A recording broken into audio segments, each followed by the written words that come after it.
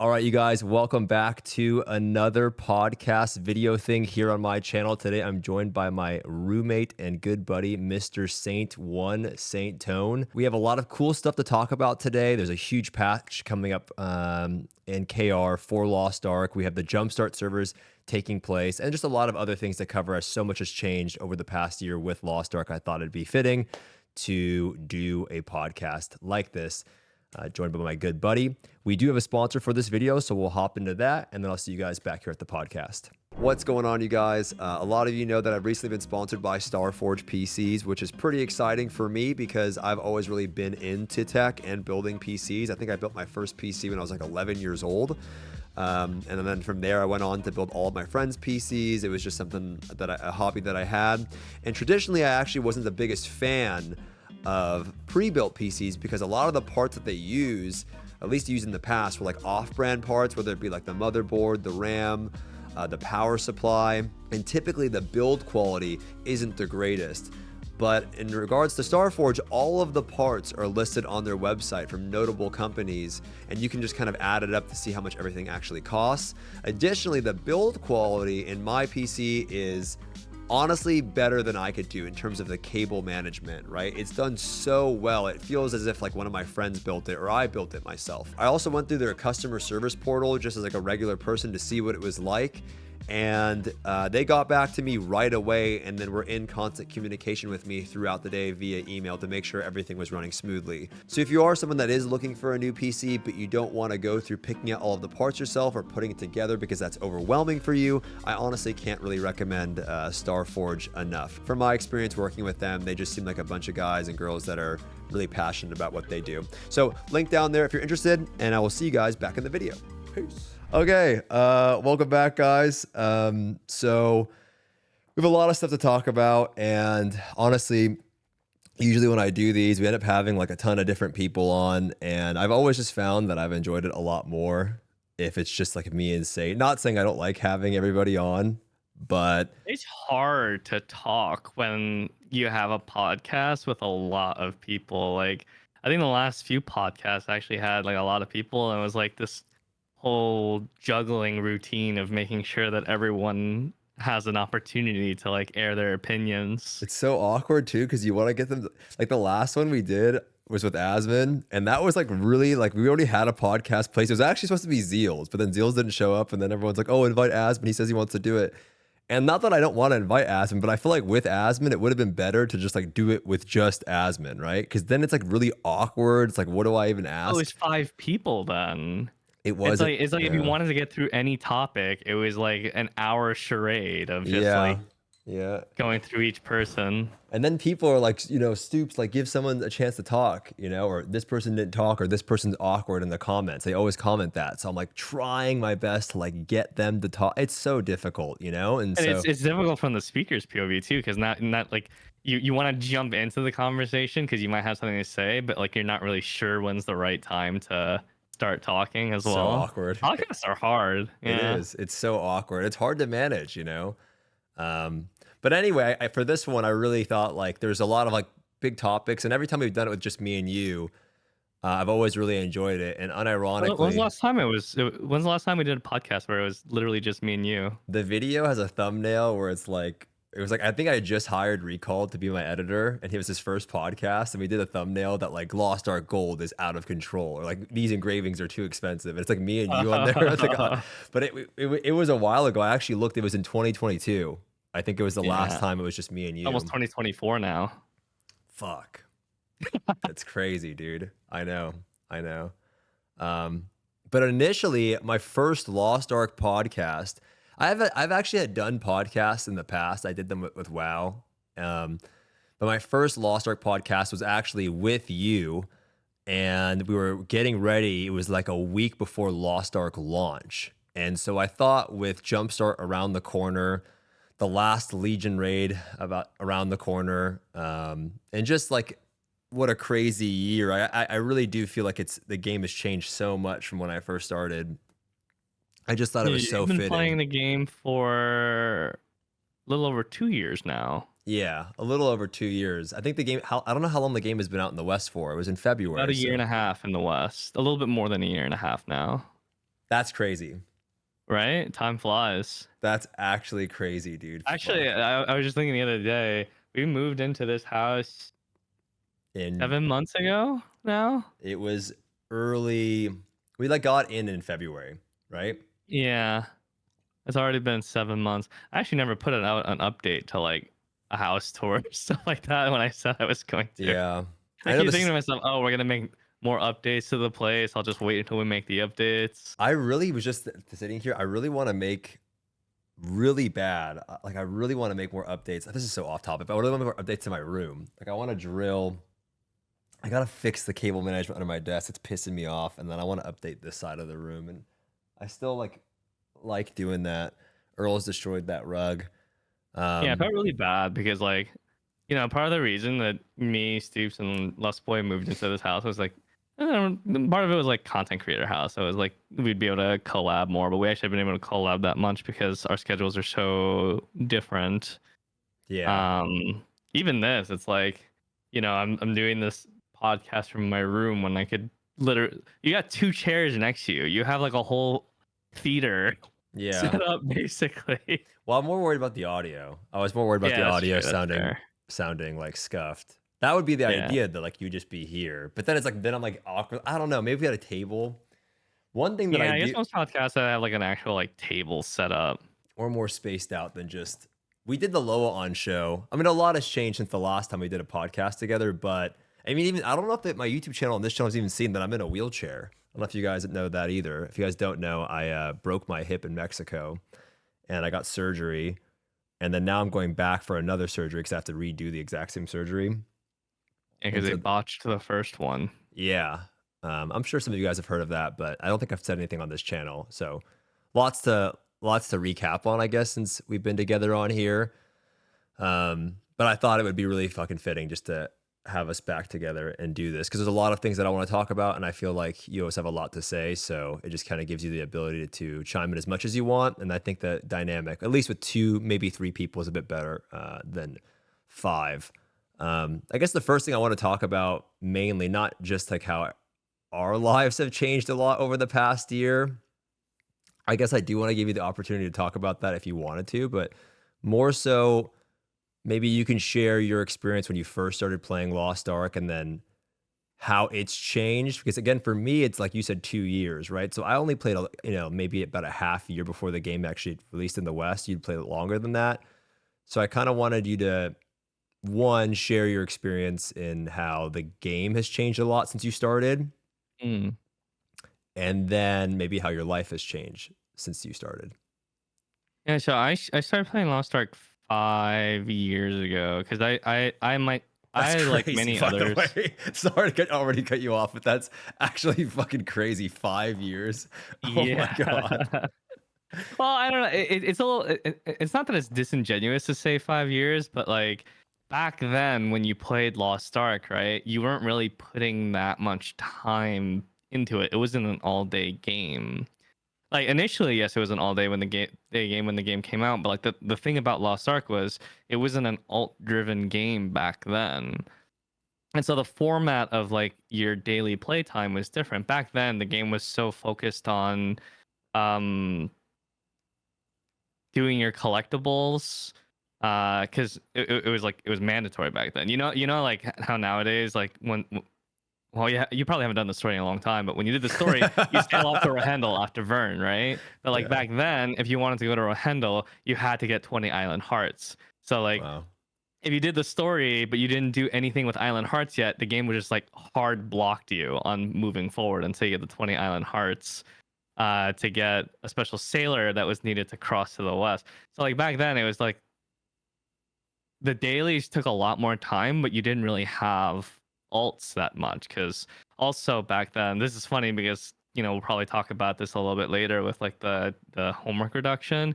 But back then, you did 3 chaos dungeons a day, and each chaos dungeon would take between 10 and 20 minutes each, and you did 2 guardian raids a day, and each of them would take until you had it on farm initially they would take 15 to 20 minutes each. So those took up a considerable amount of time, and then you did your 3 cubes every day.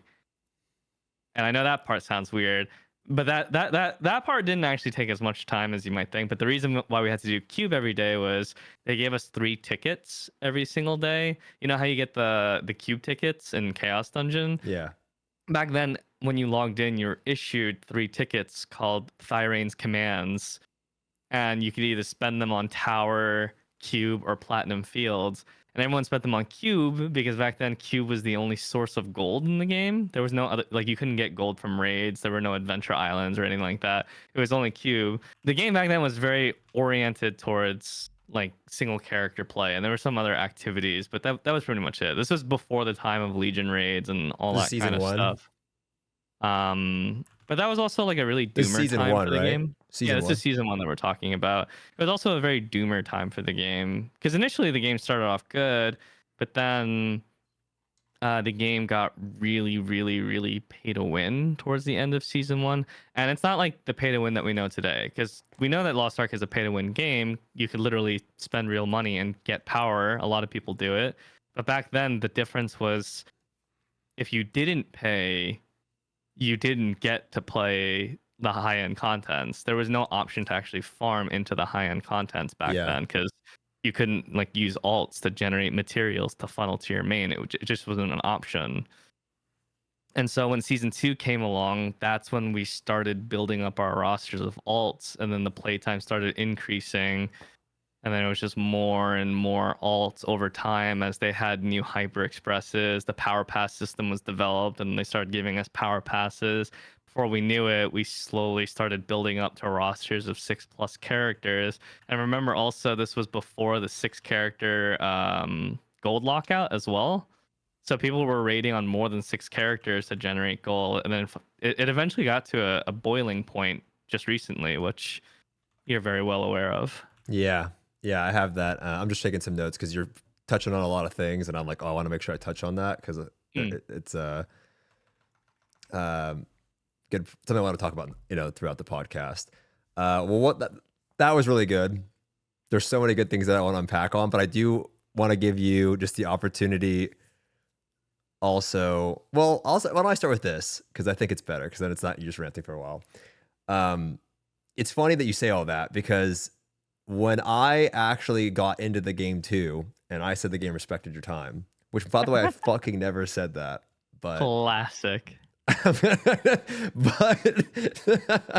but when I got into the game, I just remember the game was a lot different back then, because I started playing the game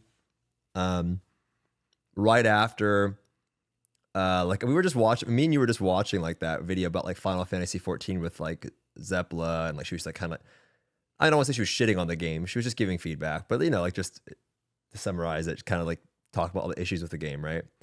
And then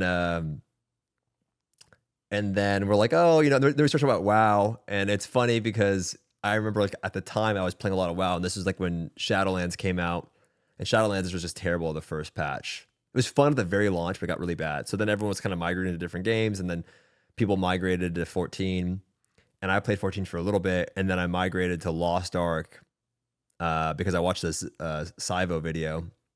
And then I found you on Twitch, but I never said anything in your channel. And I actually found Kanema, and I went into his channel. I asked him, hey, is this game pay to win?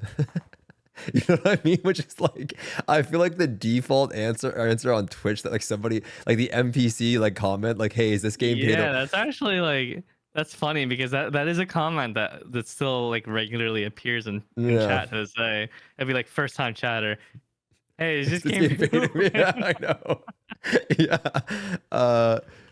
And like, that's what I did. And then he kind of gave me this thing where he's like, exclamation point pay to win, dude, and all this stuff. And I would go in there, and he didn't know who I was at the time. So he kind of gave me like a little bit of like a, like, who's this fucking NPC asking me this pay to win question? And then I started streaming the game, and then he came to my stream. He's like, oh, that's you? And I'm like, yeah, dude, that's me. I was just curious. And then you came in my stream, right? Fast forward a little bit, I started playing the game, and this was actually around when RU had Vicus just launched. Vicus had like just launched, yeah, and Clown was on the way. And so for you guys in Korea, Brel was like had just came out. Yeah, this was during the time where you shot yourself with Nineveh. I remember. You got mind Yeah, controlled and then dude. you blasted yourself with the sidereal that you summoned. Yeah. A I legendary clip. I did, yeah. I did blast myself with the anime. I basically like I got mind controlled at the very end, like right as I pressed it, so then I became the enemy and Nineveh just killed my entire team pretty much. I think that was possible. Um it's a crazy clip. Or I killed myself. I don't know how it worked. But that was around that time. And so it's just interesting to hear you talk about how like in the beginning you didn't actually play a lot. And then even in if you look back at the like when Lost Ark came out, before even Brel, the gaps to like get to different raid tiers was a lot easier. Like I actually didn't have that hard of a time getting, and I didn't swipe a lot. If any, honestly, like to keep it real with everyone listening, I didn't have a lot of money at the time. So I couldn't afford to swipe either. Like literally couldn't afford it. You know, I had a few, I was saving and I just moved, so I couldn't even afford to swipe. I think I spent in my total RU journey, honestly, like 350 bucks, and like a lot of it was sponsored to make a new class or something, right? I was able to actually reach the current end game on RU by just going through the normal Hyper Express event. I didn't have to do anything.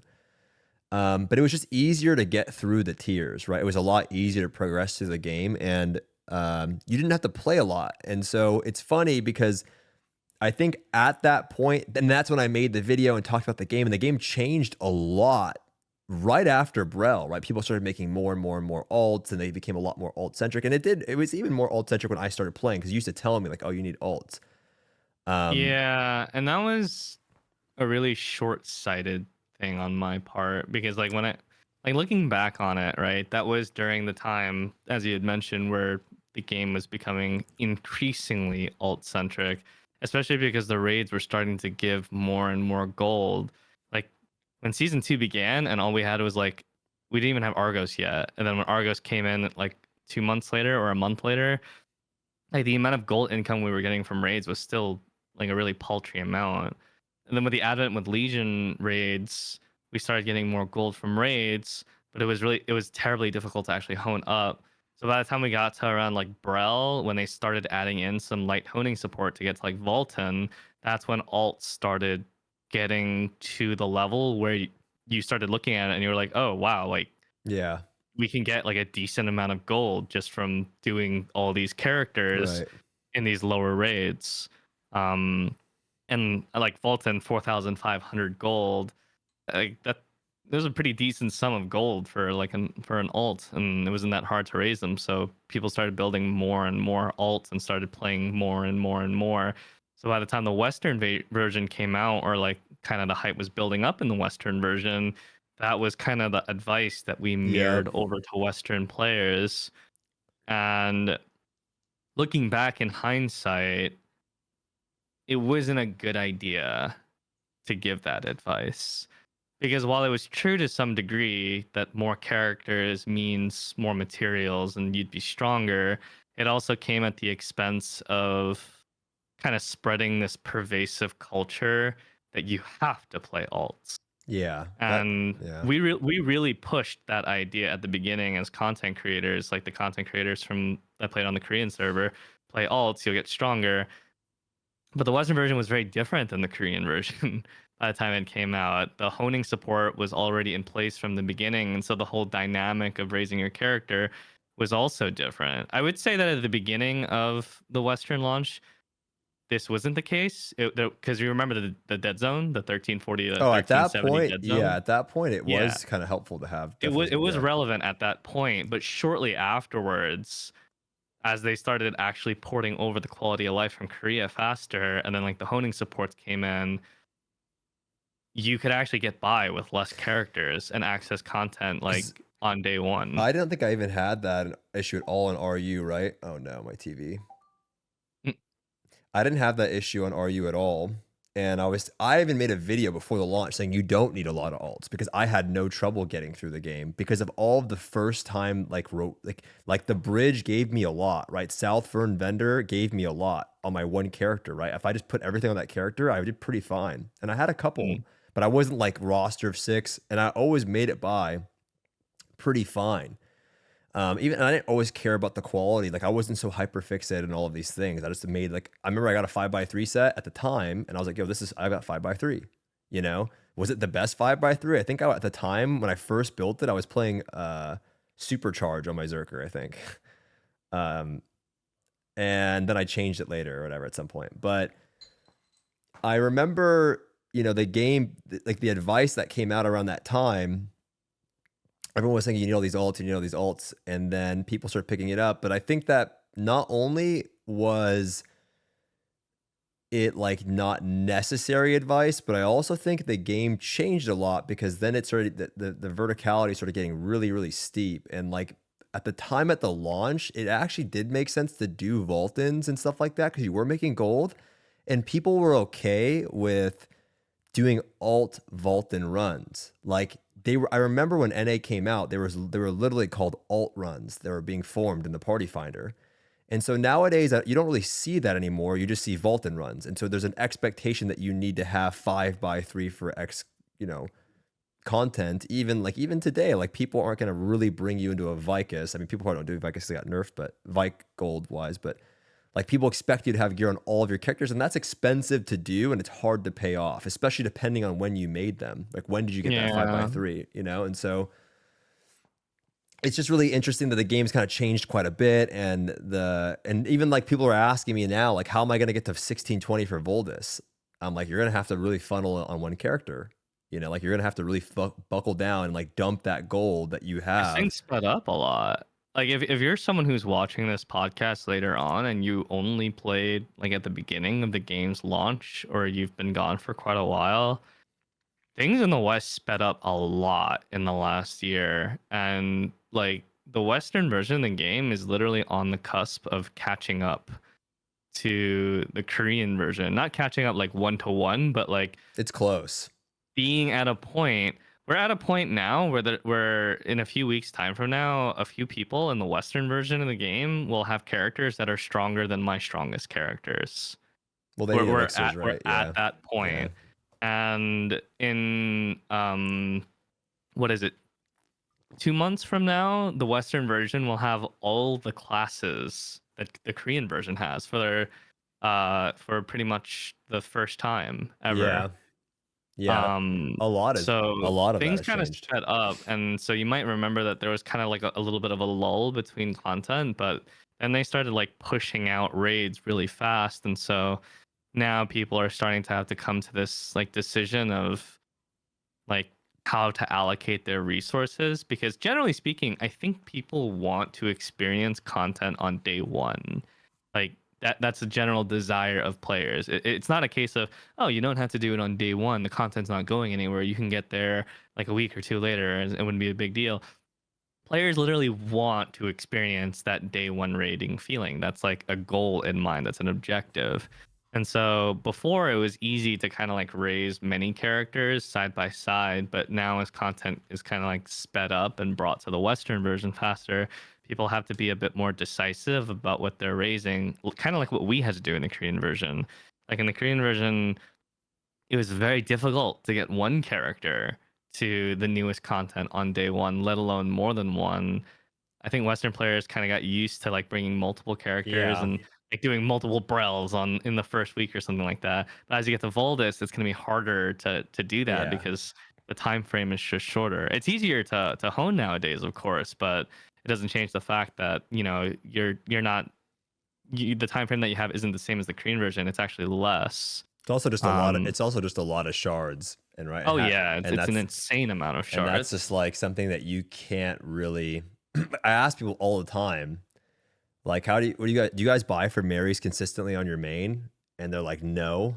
And I'm like, dude, I remember we were doing that on KR. People were like, yeah, you got to be buying for Marys. Like, you need to get those shards.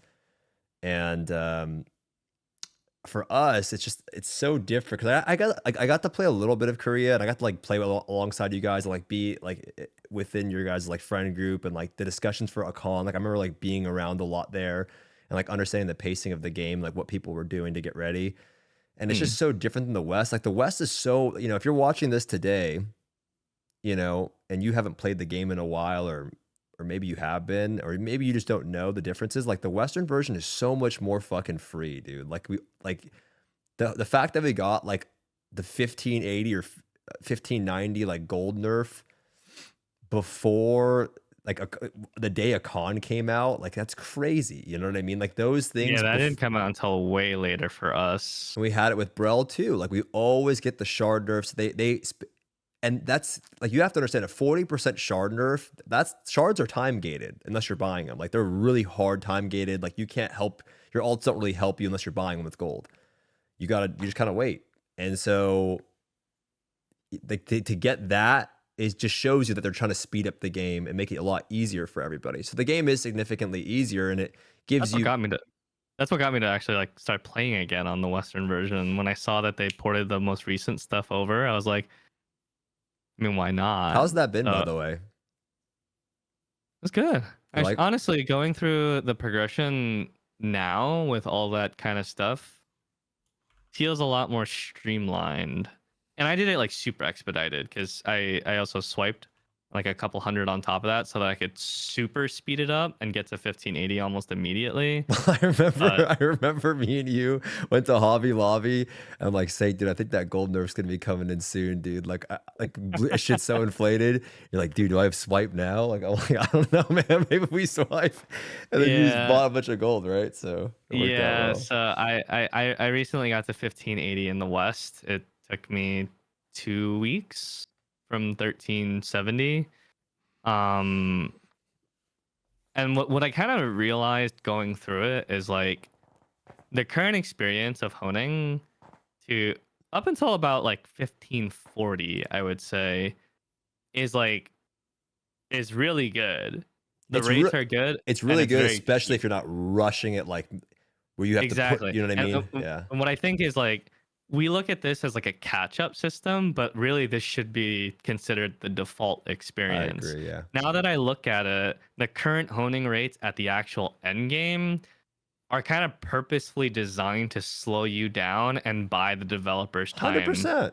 Yeah. 100%. Yeah. So now with all these like improvements put in at the like the lower to mid item levels, it's like, okay, this is kind of how the game should always feel. Yeah. But it can't always be like this, because if it was always like this all the way to the end game, you'd get to the end game and then the developers would be like, oh crap, I got no time to actually like make the next content, which is kind of weird because in other games they're fine with that. Like in Final Fantasy and World of Warcraft, they may take like 6 months for like a new like raid tier or something like that, or a new tier of gearing, but like you're done after a few weeks in those games, and then you're just kind of like biding for time. You can take time off from the game. Lost Ark's treadmill, even though it's easier, it's still like as you make it to the finish line, the goalpost is moving to the next goal. And I actually talked about this a little bit with my chat of like motivation, because remember you were watching me watch Zepla, and I didn't actually watch Venricky's viewpoint on the World of Warcraft thing, but the video that he was watching, and like they talk a little bit about like the lack of motivation or the lack of long-term goals to work towards being demotivating for people to actually log into games like Final Fantasy and whatnot, for more like serious or hardcore players, right? And Lost Ark, what I realized is, surprisingly, even though the Korean version of the game kind of takes out the mystery of what's to come, like not being able to do blind raid Prog, I think that being able to see what's coming ahead of time actually gives people motivation to keep grinding. Like, yeah, you might have other motivations as well, like logging in to play with your friends and whatnot, but you always have some sort of goal to work towards because you know what's up ahead. Like now people are going through a con. They know that Baldus is in December. They know that their target item level is 1620 plus 19 items. And so they're regularly grinding and working towards that. We had this whole thing in the Korean version where we didn't have a director for over a year. Gold River was just absent because of his health. And we had these 3 leaders in his place. And during that time, the updates were coming so slow that people were complaining that they didn't have, like, they didn't know why they were playing the game. Essentially, they didn't know why they were grinding. They didn't have Well, let me stop you something to there, work just towards. because I'm gonna touch on this too, because this is Yeah. another big point about like that whole period. I think it's for because it was not only for. I think it's also I think it's also important for the KR version, but also our version too, right? Like you guys had that period, and then we got to watch you guys, and I have this whole thing I want to talk about on that Doomer period. Mm. But I did want to touch on. I think you made a really good point there about like the differences. We were watching that video, and the differences were having like a moving goalpost, having something to grind for, and then like taking time off, and it's like really weird because in Zeppela, if you guys didn't watch the Zeppela video, she was saying like she wants something to grind for, right? Like because they altered how the way relic weapons work, right? And like that took away a lot of the grind, and they just want something to do in the game. And then Lost Ark, you were saying like aware, that's my game because that she was saying, you know, your game has too much to grind for, right? It's kind of like it's like two opposites, right? Final Fantasy, Yeah. nothing to do. It's literally the opposite issue of Lost Ark, where Lost Ark you're spending too much time in the game. And we talked about this actually when we did the last podcast with everybody. It was like, when WoW, it's like you go in there, you do the raid tier, and depending on how bad or good your guild is, you're in and out of there relatively quickly, depending on what your goals are.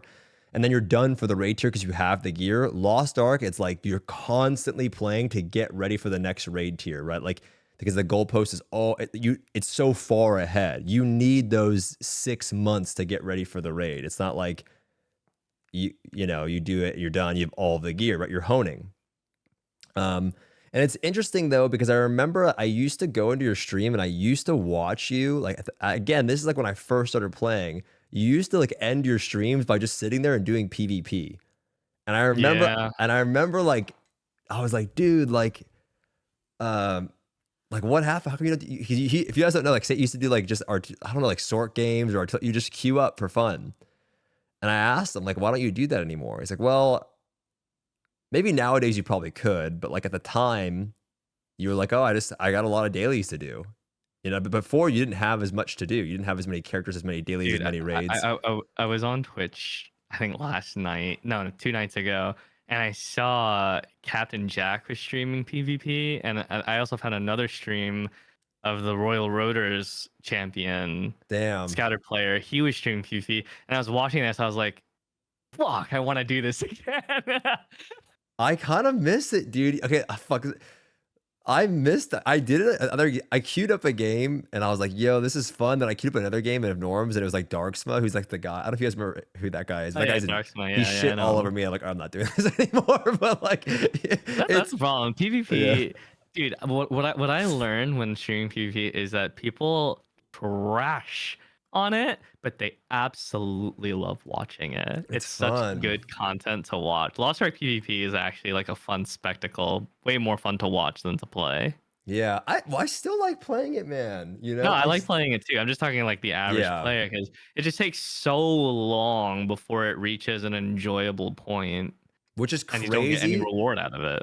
What's crazy though, dude, is BDO. I was talking about this with Canon, and BDO has like, it's the same thing. Like terrible to get into. So many just so many things you have to learn. Like I played a lot of BDO, if you guys don't know, recently, and there's just so much shit you have to learn about PvP. Like when there's gaps in people's armor, like just all of that stuff. There's the same exact mechanics. Like Wait, frontal is there guard, actually an MMO where PvP is just like super easy to just jump into and it's enjoyable from the beginning, even with a lack of knowledge? I don't know. I mean, maybe when Guild Wars 2 first came out, I got into it pretty quickly. It was easy to understand, but nowadays it's probably not at all like that.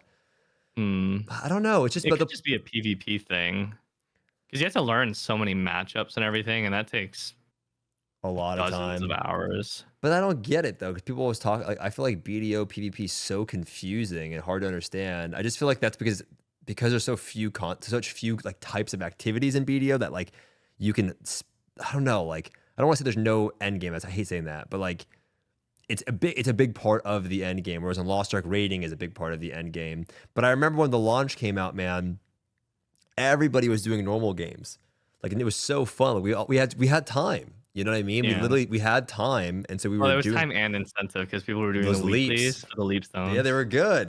That's my point. So It's just, I guess I wanted to kind of throw back. This whole thing was more so about just like how the game has changed a lot since when I first started playing it. And for you, probably even more so because you started playing in season one. It's changed, like I would say, multiple times for you. But for me, Yeah.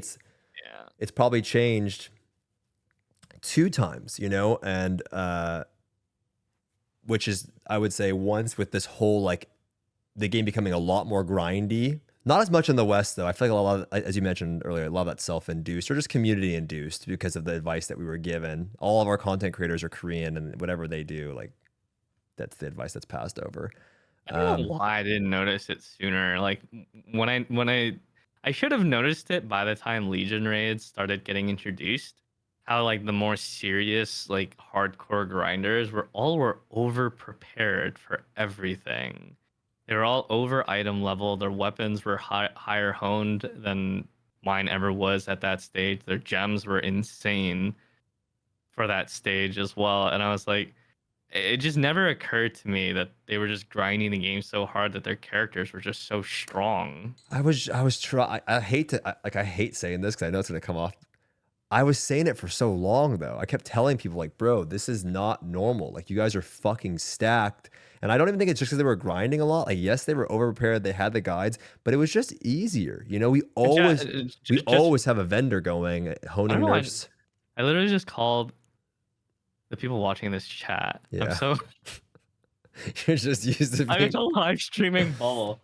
What what I'm trying to say is like this whole topic right here, it's oriented towards the people that were hardcore grinding. We're not talking about like casual players who were playing yeah. the game less and they have like normal characters. We're specifically on this point, we're talking about people that were like ultra grinding and Yeah. funneling their Someone that plays characters. the game all day and has time to do that, right? Like if you're Yeah. playing the game all day, you have multiple characters at the current raid content. If you're playing like a normal person, like you got a job, come have three hours. I mean, you can get a lot done in 3 hours too, man. Especially if you have friends. Unless you Um, get jailed. well, I get jailer friends too.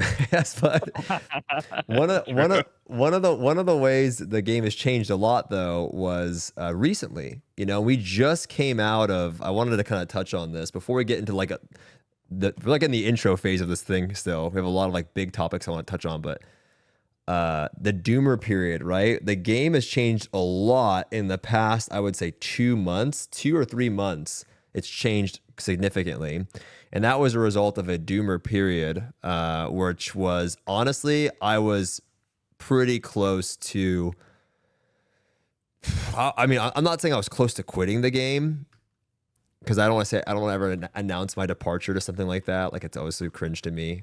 Mm. But I was close to, like, I don't want to play this for a while because it was so unbearable to be around. Not because of the game, not because it was so, I hated it. And it more so because it reminded me so much of like the World of Warcraft thing. That's what it really reminded me of.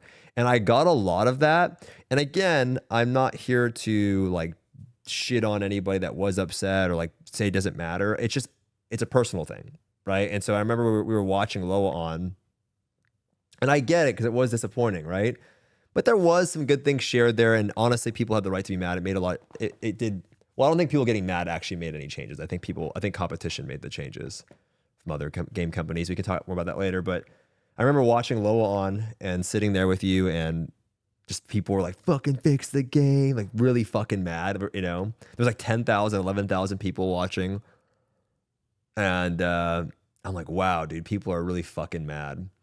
And just a lot of like, you know, people like drama farming and like in streams and shit like that, and just like trying to start like movements and stuff to get changes in the game. And I had been It's there before. And I like, tough, dude. yeah, But I definitely think this is like a whole tangent, by the way, because okay, I just had this conversation recently about like the overall state of gaming. And this actually is not exclusive to Lost Ark. So, I mean, if you're someone watching and you play like Diablo 4 or you've played Baldur's Gate or you've played Starfield, you might be familiar with the whole concept of like how people rally around sentiment we just talked about this in and the car, also the right? concept of outrage merchants as well, which is someone who sells outrage to the people who want it. And the idea behind it is when the times are good, they're great, and when the times are bad, they are miserable. And so when a certain sentiment rallies behind or rallies in a certain direction, it kind of builds up like a snowball and it continues pushing that way. So like right now, this is a Lost Ark podcast, but we're going to talk about Diablo for a moment. Blizzard would have to pull a miracle, an Like a Hail Mary. absolute miracle to change how people feel about really any of their products. Yeah, I'm really honest with you. And if you're a fan of these games, this is not meant to like offend you. It's more so like how people perceive these online from people who aren't playing it, but like look at it from outward perspective. Same thing with Baldur's Gate. Baldur's Gate, phenomenal game. Just finished a 110-hour playthrough of it, and while I absolutely love it, and it's the closest thing to a game of the year that I can think of for this year, the ending was bad. It was legitimately poorly written, filled with bugs, and it kind of hampered the whole ending experience for me. But because the first part of the game was so good, kind of made up for it. Yeah. And most people are still in that first part of the game, so like, you know, it's hard to say anything bad about Larian because they do a lot of great stuff, they say a lot of great stuff, and they kind of follow up with their words. That they can make these mistakes and people will tolerate it. They're perfectly fine with it. They're okay with it. It's all good. Starfield's coming out, or sorry, it came out a couple days ago. I played it for about 15 hours and very mid game. I hate to use that word, but it's very like middle of the road for a game that was hyped up so much. It probably had the biggest hype campaign of really any game in the last like I don't know. Diablo half 4. decade. Diablo 4 has got to be bigger than that though. Diablo 4 had a music video. It did have a music video, but I don't know, dude. We're talking about Starfield. The marketing for this game was pretty outrageous too, and like currently we're in a stage where everyone is just shitting on Starfield, and it's just like really shitting on it. And if you like it, you better not say anything, because if you do, you're a white knight, you're a shill, you're a bootlicker. And what I'm trying to get with all this is like, this concept exists in MMOs, of course, as well. So when times are bad in an MMO, they are really bad. And you hear all the people that are having a bad time and their opinions, and it's kind of like LA smog.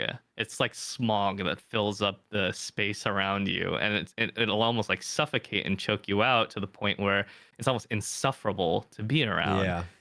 And you can't really be mad at these people because they have a right to be upset. But at the same time, when everyone around you is dooming, it will affect you as well. And the opposite is true too. When everyone around you is having a good time, you'll also blast. have a good time. It's like Baldur's Gate 3. Yeah. And from a streamer POV, this is especially the case because we're exposed to this in our Twitch chats. Thousands of messages every day.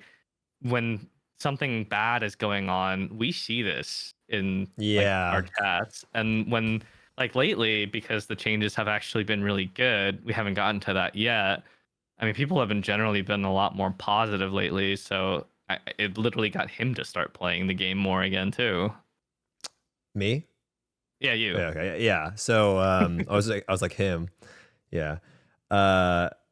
Yeah, I mean, everything you said is true. It's funny because with Diablo is the same thing, like Baldur's Gate, same thing. I mean, you were no-lifing Diablo a lot too. And then I remember I was like, oh, I'm going to keep going because I want to finish this video. And then I did a review video, and it did pretty well on YouTube. I think some of you guys may have seen it. And, you know, I talked about the early experience, and a lot of people in the comments agreed with what I was saying. And I remember I ended the video saying, hey, like you're going to experience pain points here, and especially right here post 80. There's nothing to do in the game. It feels really bad. And it was like, but nobody had got there yet. And it's so funny. It's like as time went on, like what I'd shared in that video, a lot of other people had great reviews too, all sharing the same sentiment. Like, hey, like there's a lot of stuff going on. Like this part of the game sucks. And then as time goes on, people start to realize it. And then I saw Diablo 4 go from like being really hyped up to just getting fucking shit on so hard.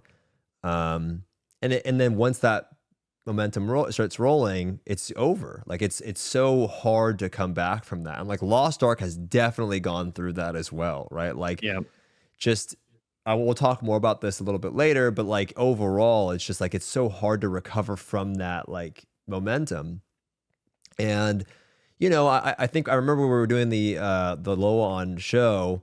I remember I told people to quit the game if they're not having fun, and that really rubbed people the wrong way. I remember because someone clipped it and they got really mad on Reddit and something that I was saying that. And the only reason why I had said that is it was just because of what I had experienced in World of Warcraft, right? The reason why WoW, if you guys, I know this is a Lost Ark podcast, but if anyone had played WoW at all, specifically if you had played Shadowlands, there was this thing called Covenants, and they had said that they would never be able to, that they could fix the Covenant situation. Basically, you were locked into this decision that you make that's like kind of lore based, but also defines your character power.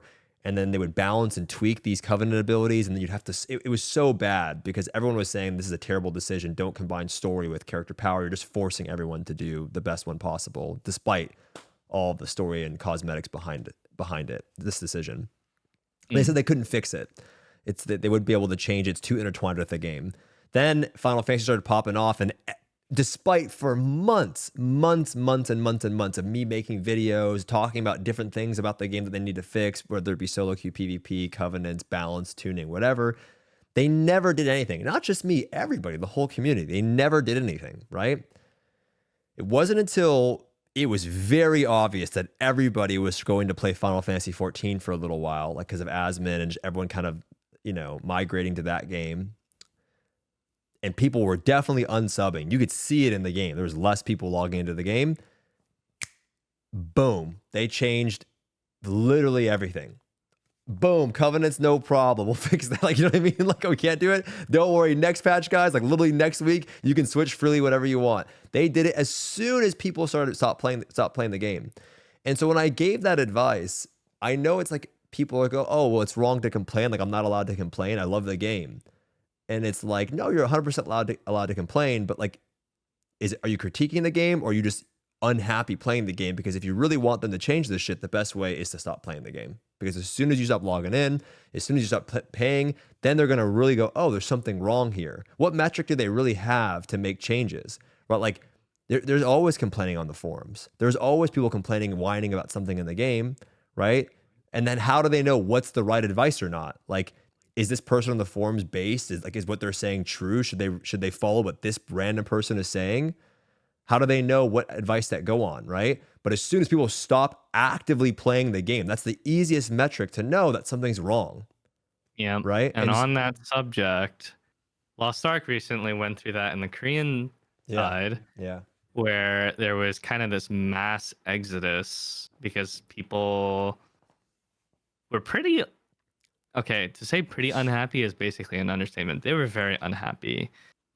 We went through a pretty golden age period in Lost Ark when they started making a lot of improvements to the game and introducing content super fast.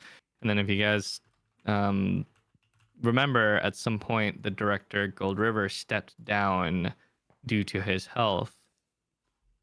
The three leaders that they had to take his place because they couldn't find like a single person to properly replace him. The game went through a pretty tumultuous time where the updates started getting very slow and just really missing the mark in a lot of places.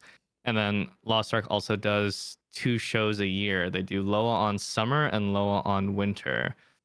Those are like the 2 big shows. Loa on Winter shows the roadmap for the next year. Loa on Summer kind of refreshes the roadmap halfway through with a few new things and recaps what they've done so far.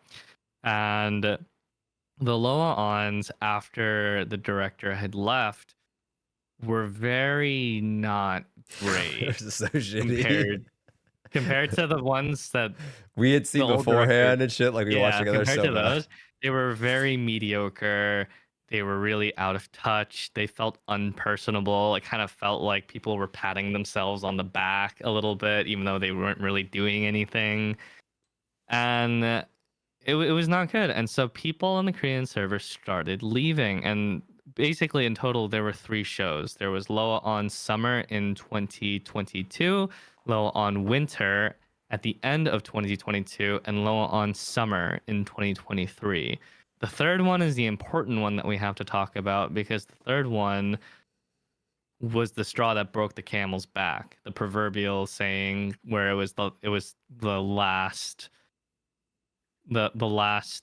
mistake that Smilegate would make before people actually started leaving in droves to other games, which were taking advantage of the fact that Lost Ark was kind of dropping the ball. So MapleStory in Korea started doing much better.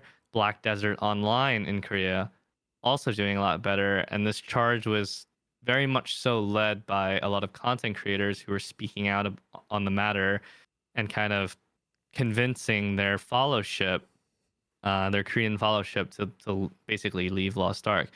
And shortly after that, they basically called back the old director back into the helm as a temporary measure to actually start making some changes that people wanted.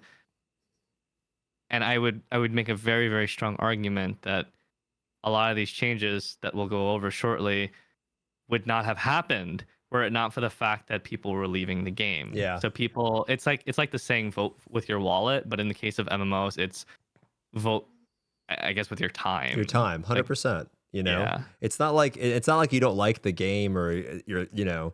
I just think that that's the best way to get change. I mean, I did it with BDO for a little bit. I didn't play there was a period where I wasn't playing a lot of Lost Ark for a couple of, but a lot of it, again, wasn't just necessarily the game. It was just being surrounded by the Doomer stuff. And, you know, I guess it's more so like as we were talking about it, I thought about it a lot. It's like someone's frustrated, right? Like you listening to this podcast right now, you were probably really frustrated at what was going on wrong with the game. You were disappointed by Summer LOA On. You wanted them to make daily changes. You wanted to see them like actively be innovating the game and changing things to make your daily experience better. And then when you didn't see any of that present at Summer LOA On, you were disappointed. And then so you just drop a message in the chat like, fuck this game, fix the game, it's trash, whatever, right? And then you leave, like you get up off your desk, you go away, right? But I guess for us, like we don't leave, you know? So then we're just in this box of just like people shitting on it. And so it got so bad for me that it reminded me too much of WoW. You know, WoW was so doomer at that time. That's why I started playing Lost Ark. I wanted to just focus more on having fun. And it's hard in Lost Ark because people feel like they're so busy, right? They don't feel like they have a lot of time to just focus on having fun. And I totally get that I can supplement having fun by spending money. But I think in our version, it's so much easier to just not play a lot because it's so easy to get through a lot of the progression and just playing a few characters and stuff. But yeah, it was very hard to deal with at that time. And I kept telling people to just stop playing the game, just focus on playing other games, and that's going to make them make the changes. And it did. Not only did we see changes, by the way, in Korea, while Smilegate was kind of dropping the ball a little bit, Amazon had stepped up a shitload, right? Like Amazon was doing a ton of changes. Like There was a period where they were pretty quiet. Yeah. They weren't really communicating at all. And people saw the doom in Korea, and they were also dooming in the West. Yeah. And then like kind of like all of a sudden, it was after the LOA On hit, it hit the fan, and then Amazon's like, yo, all of that shit that they just talked about on a Saturday, by the way, people are off on Saturdays. They dropped an update on Twitter that they're going to be implementing all the QOL stuff on Saturday. And then following that, they did a roadmap video. They did patch notes with Henry. They did, we're going to give you the daily Guardian changes in August. Like they did hella shit. And then plus the gold changes, like the honing nerf, 40% gold reduction to a con, like all of that stuff they dropped in one patch. So much shit. We keep talking about this as we're discussing, but we keep saying that it's easier now, right? But we don't actually say how. Sure. And I'm sure there's got to be some people that are listening that are like, how is it easier? How is it different from my experience when I started playing the game? Like what has changed since then that's made it easier? Like what can I expect if I jump into the game with the jumpstart servers, or if I start playing like today? Yeah, I mean, I can tell you that I have a jumpstart servers coming up. We can hop into it actually. Fuck it. Why don't we do that? Because we're already here. Okay, sure. I can move it over. So basically, if you guys don't know,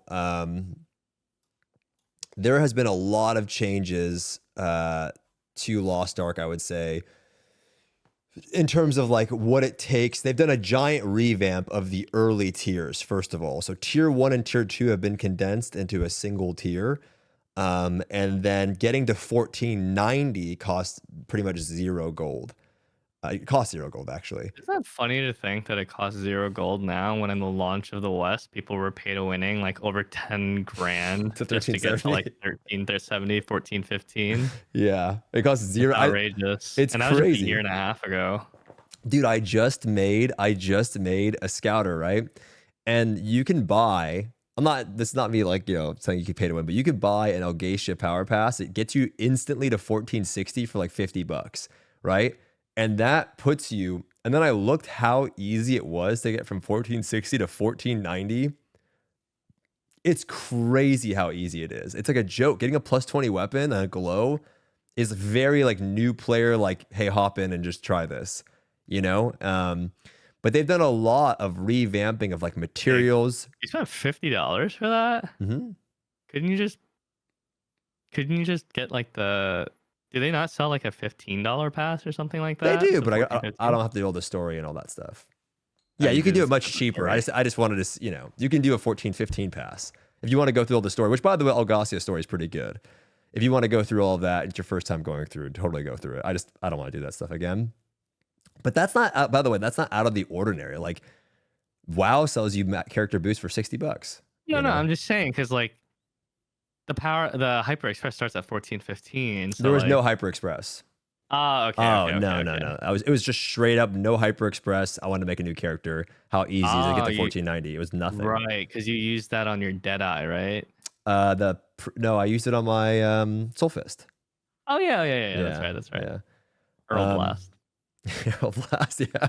But it's just so stressful about that. I do not recommend that class to anybody. But so yeah, that's one thing I want to give credit to Lost Ark, is they have done so much, not only in the past year, but just since I started playing the game, of revamping, like with the nostalgia update, like, and even now with this Eclipse update, maybe we'll see some more stuff, but like they've done a lot to make the new player experience for a Korean MMO in terms of understanding the game and it not being too confusing. I think it's one of the best. And we were complaining about the new player experience for a long time, saying how bad it was in Lost Ark. It's still bad in certain ways, but one way that it is less bad these days is how much they give you to start. So I'm just gonna explain for a moment, if that's okay. Yeah. Just like what some of the differences are. The honing process to 1490 is super easy, and it's still easy all the way up to about 1540, and then from there it starts getting difficult as you approach the current end game at about 1580.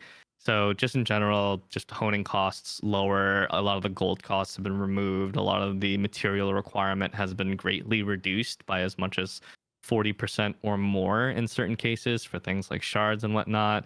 Cards are still a problem. That has not changed, and gatekeeping on cards still exists.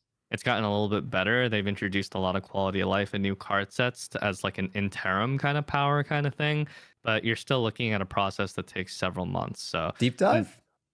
Huh? Deep dive? Not deep dive. I'm talking about LOS. Well, they might not even know about. You can get really fast. They might not even know about deep dive, right? Deep dive. No, deep dive is a new card set that's like an alternative to Light of Salvation, and pretty much all the cards that you can get that are part of it, you can get from merchants now, and they updated the merchant system so you don't have to rely on a third-party tool anymore to actually like find wandering merchants. It's super easy. They stay up for hours, which is crazy. Yeah. And you're not FOMOing as much about like rushing to get online because you have a really long grace period to pick them up now. Tripods, one of the most hated systems in Lost Ark. People still hate them. Actually, you still hate them. I wasted a bunch of your gold the other night. I wasted like half of his gold the other night because he had like 40,000 gold. I burned like 20,000 of it to get to level 5. However, now when you start a new character, if you're using like the Hyper Express, without RNG, you can get basically a full set of level 4 to 5 tripods across the board with no RNG. It's so involved. good. It's so you can just you can literally just pick the ones you want, and it's not full level 5s. You're still going to have to go through the pain of transferring, but like most of your character will be set up right from the get-go. Runes, they've made it quite a bit easier for a lot of the runes, and they've added I have a some runes. Purify rune now. Yeah, I there's a got bunch one. of free runes Yeah. now. It's not the best. You still have to do horizontals, but they mentioned that they're planning on improving that We'll as talk about well. that. And Yeah. in the most recent live stream, we'll get to that. Gems, the Hyper Express, which is like a special event thing that you go through. It's a path essentially, and as you're going through it, they give you extra rewards. Gives you a full set of level 7 gems.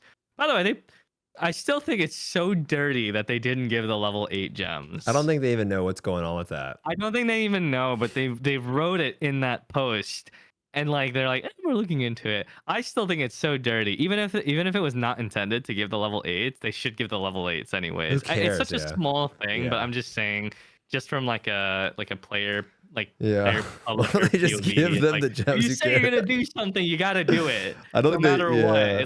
It's like your word is you're only Yeah. as good as your word kind of thing. Yeah. Sorry, small complaint. Leveling has gotten a lot easier with the Hyper Express character specifically. You basically can start at level 55 now because they give you a ton of EXP potions, and that helps get the ball going. Compared to when you guys might have played, you get double materials now. Full from relic raids. set out the gate.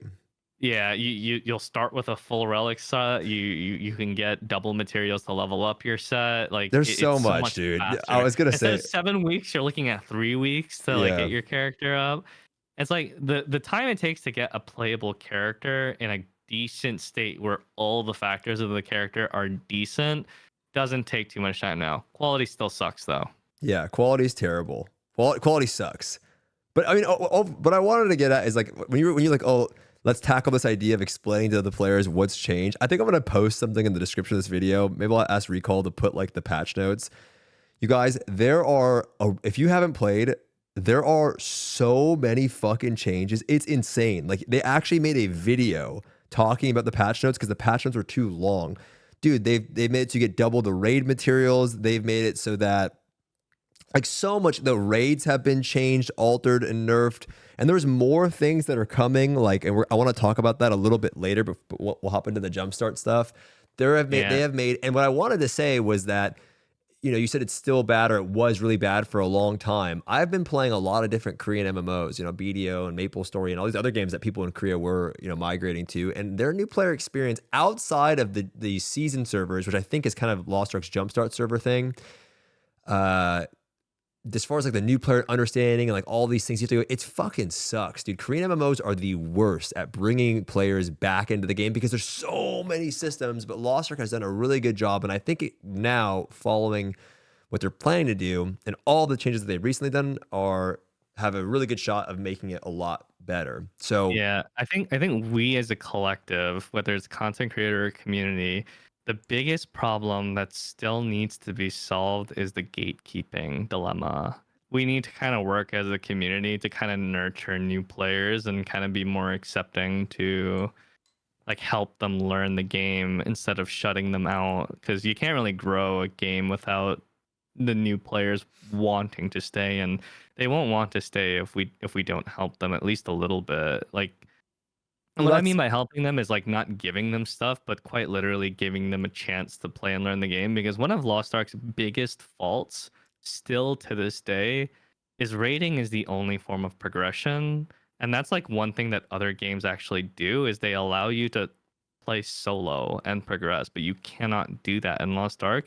And there's a lot of MMO players out there that want that, the ability to progress solo. So as long as people are gatekeeping a lot, it's gonna still be a rough journey, regardless if players are able to This is get so a hard. workable character. This is so hard. This is so hard because there's so much to talk about, and then I don't know how to segue this because now I'm thinking like, fuck, do we talk about that or the solo?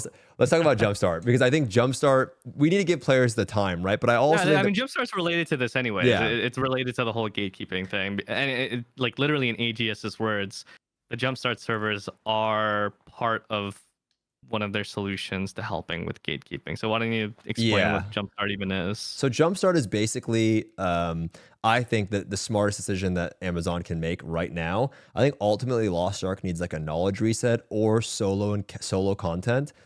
We'll talk more about that in a bit, but as far as what AGS can do right now, and I've been saying this, is it's basically servers that will be launching here soon where everybody starts fresh with accelerated growth. And it's a server separate from the other servers in terms of market, economy, achievements, titles, everything. You literally start fresh and you play within your own server ecosystem. Yeah, it's like its own ecosystem. So you're not going to be, dealing with people that have, that's really what it is, right? Is players have so much gear, so many gems, so many cards, so much knowledge, and so many ways to show that they have that knowledge through in-game means that by having a reset, it's like, hey, everyone's going to be playing with everyone. There's no way to know. There's no roster level. You just kind of go into a raid. I mean, gatekeeping's still going to exist on course. these servers for sure, but like, I think the idea is funnel all new and returning players to this attractive server with a ton of freebies. So that way, even if they do get gate kept by existing players, which may also be trying out this server, at least there's a bigger pool of new and returning players that they can potentially form with. And that's not that hard to overpower the existing players, like, to be honest, right? Because you have to remember, like, we're talking about a few thousand people per region, right? Like, I don't know how many total, but like, if you're doing, if 20,000 people or 30,000 people, I don't know, we don't know, right? There was a lot of people that have tried out Lost Ark, and I have a lot of my friends that, like, every day in my chat, people are asking me, like, hey, Stoopzz, when is Jumpstart starting? When is Jumpstart server starting? And even my own personal friends are going to be trying out that haven't played in the past. And so Jumpstart's basically an accelerated server where which I think is going to be like BDO seasons, where you're going to be playing. I think that's exactly what it is. I think it's seasonal servers from other games, but it's kind of propped up to be like, hey, this is a newbie returning player server, but it is essentially a seasonal server. That's what seasons refer, right? Because seasons, what they do is you do the season and you get gear. When you graduate the season, you're literally able to hop right into the mid game, like just right into the game. After you finish the season, you're going to be in full Tuvala gear, which is boss gear, and you can play the game. Like, you're good to go. And so I think that's what Lost Ark should do. I think we don't know. We're waiting for more details. I don't know when this is going to come out and what details we're going to have soon. And obviously, like, me and Saint know some of the details, but I just don't know when this is coming out. So, what we do know, one thing that we don't know that I really want to know is how long the Jumpstart servers are going to be isolated for. We have an idea. We have an idea. We have an idea, but it's so vague. Yeah. But I think with the idea that they have given, I think it's good. I think that's the right amount of time. With everything else that goes on, I think that's pretty good. And I ultimately, though, I think that that's what this game needs is consistent seasonal servers. People hop on, they market it, you get geared up. Because really, I do believe if Lost Ark was, and I know it sounds like we're selling you guys the game, to be honest, like, the reason why I still do Lost Ark content, because at least on this YouTube channel too, like, all of my YouTube content for other games does better than Lost Ark content. I still post Lost Ark content because I really like playing the game. I still really honestly enjoy playing the game. Like, every time I come back to it, I have fun. I think that if it was easier to get into and it was easier to hop into in the raids and things like that, I think it's just a ton of fun. And I think for a lot of people who haven't played in a while, and all of these raids at your disposal and all of the QOL that they've done to the raids, making them easier and stuff like that, and just easier experience, if all that's thrown into a fresh start experience with new players around you, I think you're going to have a fucking blast. Well, fresh start servers are fun in like every MMO. Yeah. I think every MMO that I've played that had like a fresh start where like everyone's like zerging the start is always at least fun for a little bit. So that's kind of like what I'm expecting for Lost Ark. I'm expecting Lost Ark player count spike really hard during Jumpstart, and then it tapers off in like the following weeks. I think if you play for a couple lot of people weeks, who try out Jumpstart are literally going to drop the game right after. They're like, oh yeah, I remember why I dropped this game, and they'll quit. But even if 10-20% of the people that are playing it actually stick with the game for a while again, I mean, that's a positive boon for the game overall if they're being merged in after they graduate Jumpstart and merge in with everyone else after. I think in my opinion, I think even if you go in and have a few weeks worth of fun, it's worth it. Like, even if you're going in and you get to do all of the raids, that's what I was telling a lot of my friends. Like, Dude, my friends that like have never that like always like, oh, I'm not playing Lost Ark, I won't play that, whatever. They're down to play just to go through all of the raids at least Oh once. yeah, you can literally go through the fun parts of the game and then immediately drop it again if you really Yeah. wanted to. You can go in, basically get to do Vulcan, Vicus, Clown, Brel. That's That pretty you much could the Kangle. stuff. You could do Kangle. I think 1540, you can get there, but I'm saying if you want to get in and like within a week's time or like a Yeah. week or two's time, like do raids without spending any money, you can probably do all of those raids and actually get to enjoy them. And It then if you depends how realize at many that mats point you don't want to put in your time or your money into the game, you can literally drop it again, say you had your fun and move on, or come back at a later time and do it again. I don't know. their words say that you'll get to 1580 quickly. Do you think that's Well, I mean, quickly, I think is subjective. yeah, Like, what is their definition of quickly? like for some people, like, oh, getting to 1580 in like a month or two, oh yeah, that's super fast. But someone who's like coming into the game is like, oh, hold on, that's kind of a lot of time. Yeah. Well, I think a month is pretty good. If you get to 1580 in a month, that's pretty insane. That's fucking insane. If you Yeah, go I think 1540 at the very least should be pretty fast, like Yeah. within a few weeks' time. we'll see how it's actually going to go because they said that there's basically the Hyper Express plus additional materials plus an event vendor. So we don't really know. It should be I want to ask you though, what are your honest feelings about them? Because when I heard about this, when I was watching the video, I was so fucking excited because for me, I would rather do this than just play the game normally. Even though The it jumpstart sounds servers crazy, are fun but because they give you a reason to actually like gather up. Like it gives you something to look forward to, right? If you just have like a Power Pass Hyper Express event on the main servers, like it's cool, but it's not as cool as fresh start. Oh, everyone start over from zero. Let's all do this together. Like it's like a common thing to rally behind. But like as far as like how I actually feel about the jumpstart servers in general, I think they'll do some good. I think they're not going to have the profound impact that some people think that they might. of course, But yeah. when discussing the topic of gatekeeping, which is a largely culturally ingrained issue, it is very, very, very difficult to find a solution to that. Like, usually you had to get kind of creative with your solutions or think outside the box to help with gatekeeping problems. But usually gatekeeping will occur if people feel like there's a potential for their time to be wasted, and people value their time extremely high in Lost Ark because they have this, and this, and this to do. When you're doing a raid in Lost Ark, oftentimes you're not even thinking about the raid you're doing. You're thinking about, oh, what's the next raid I'm going to do?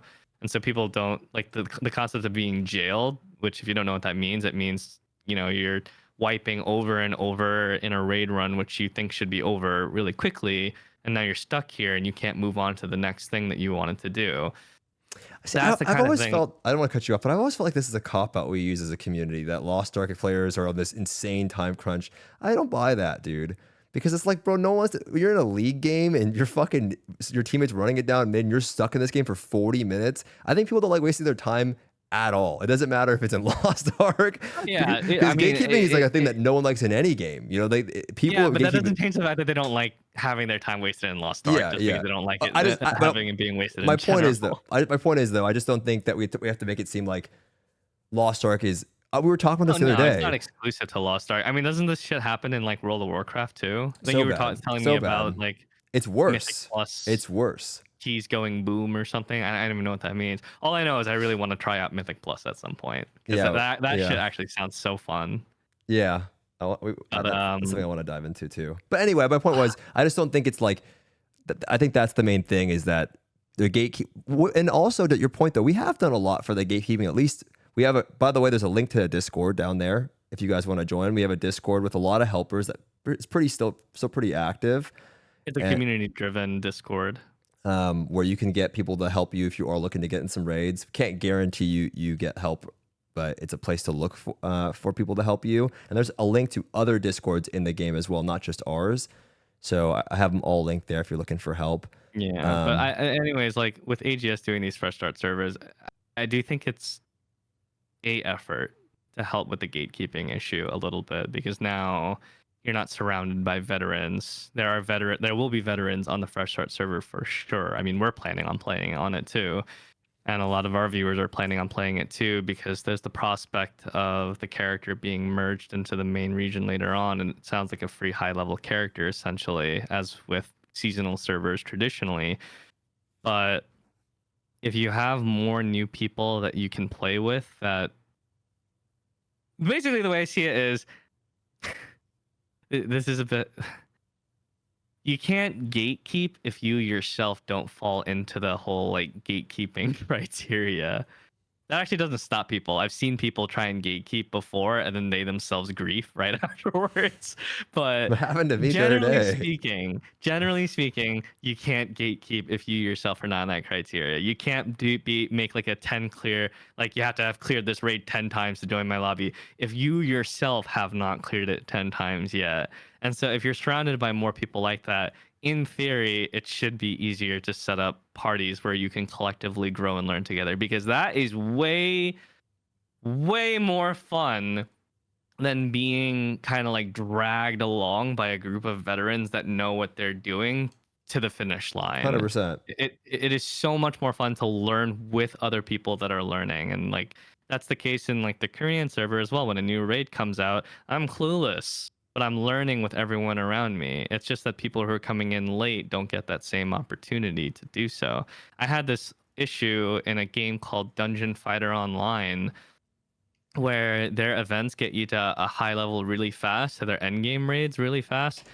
And I generally consider myself to be a pretty decent raider, and I got raid anxiety like thinking of joining these parties where people knew what they were doing, because I haven't stepped foot in these raids yet. And I just remember wishing I had like 3 other people to play with to learn these raids together with. Like we would just like look up a guide, wipe a few times and go. I didn't want to join a raid where everyone was going to succeed and I might die because I haven't actually like seen firsthand these things yet. So I'm hoping that if you're surrounded by more people that are in that same position, you might have a better opportunity to find people to grow and learn the raids with. And then by the time you do merge with the main region afterwards, you'll have essentially graduated to a point where you're ready to join the existing player base, because you know how the raids work too. Yeah, I mean, I imagine there's going to be more returning players than existing players, right? Because it's not that hard to do that.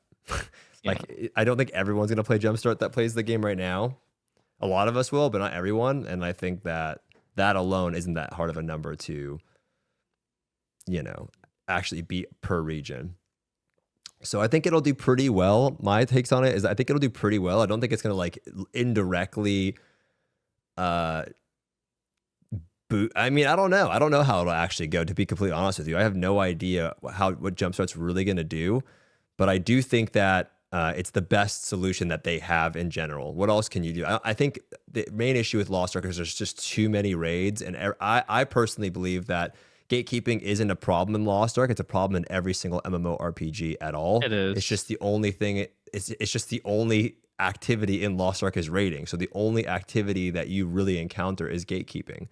And so I think people really hyper fixate on it, but I don't know, man. I don't like that the narrative of Lost Ark is all about it's so much it's the worst community. It's like, bro, WoW is terrible. I was telling you this before. Like when you log into WoW, I know this is the Lost Ark podcast again, but like WoW has this system where you get ranked by like in every activity, like outside of the raids that you just do and then you're done. You've got Mythic Plus and PvP, and there's literally a number that next to your character's name that tells everybody how shit you are at the game. That is so Black Mirror. That's like some like Chinese social credit system. Well, it's in like shooters, right? Like your rank or your gold, diamond, bronze, whatever. But you don't see that on a. But it's not an MMO. That's like not a common feature in an MMORPG, like for PvE and PvP. Oh. It's so. I just think that like it's different. In Lost Ark, you may not have an achievement, you may not be wearing a title, but there's nothing to tell you how bad you are, right? And so it's way worse in WoW, but WoW has such a diverse amount of content, which doesn't mean that the content's better. It's just there's more options, whereas Lost Ark has great raids, and that's what it has. Dude, they talked about that in the live stream, potentially making solo versions of the early game raids, and God, I hope they do that quickly. I hope they develop that real quickly, because I think that would be so unbelievably healthy for the game to implement. I have that here too. Let me ask you this though, because I want to keep the timestamps there. I feel bad for Rico because I've jumped all over on this thing.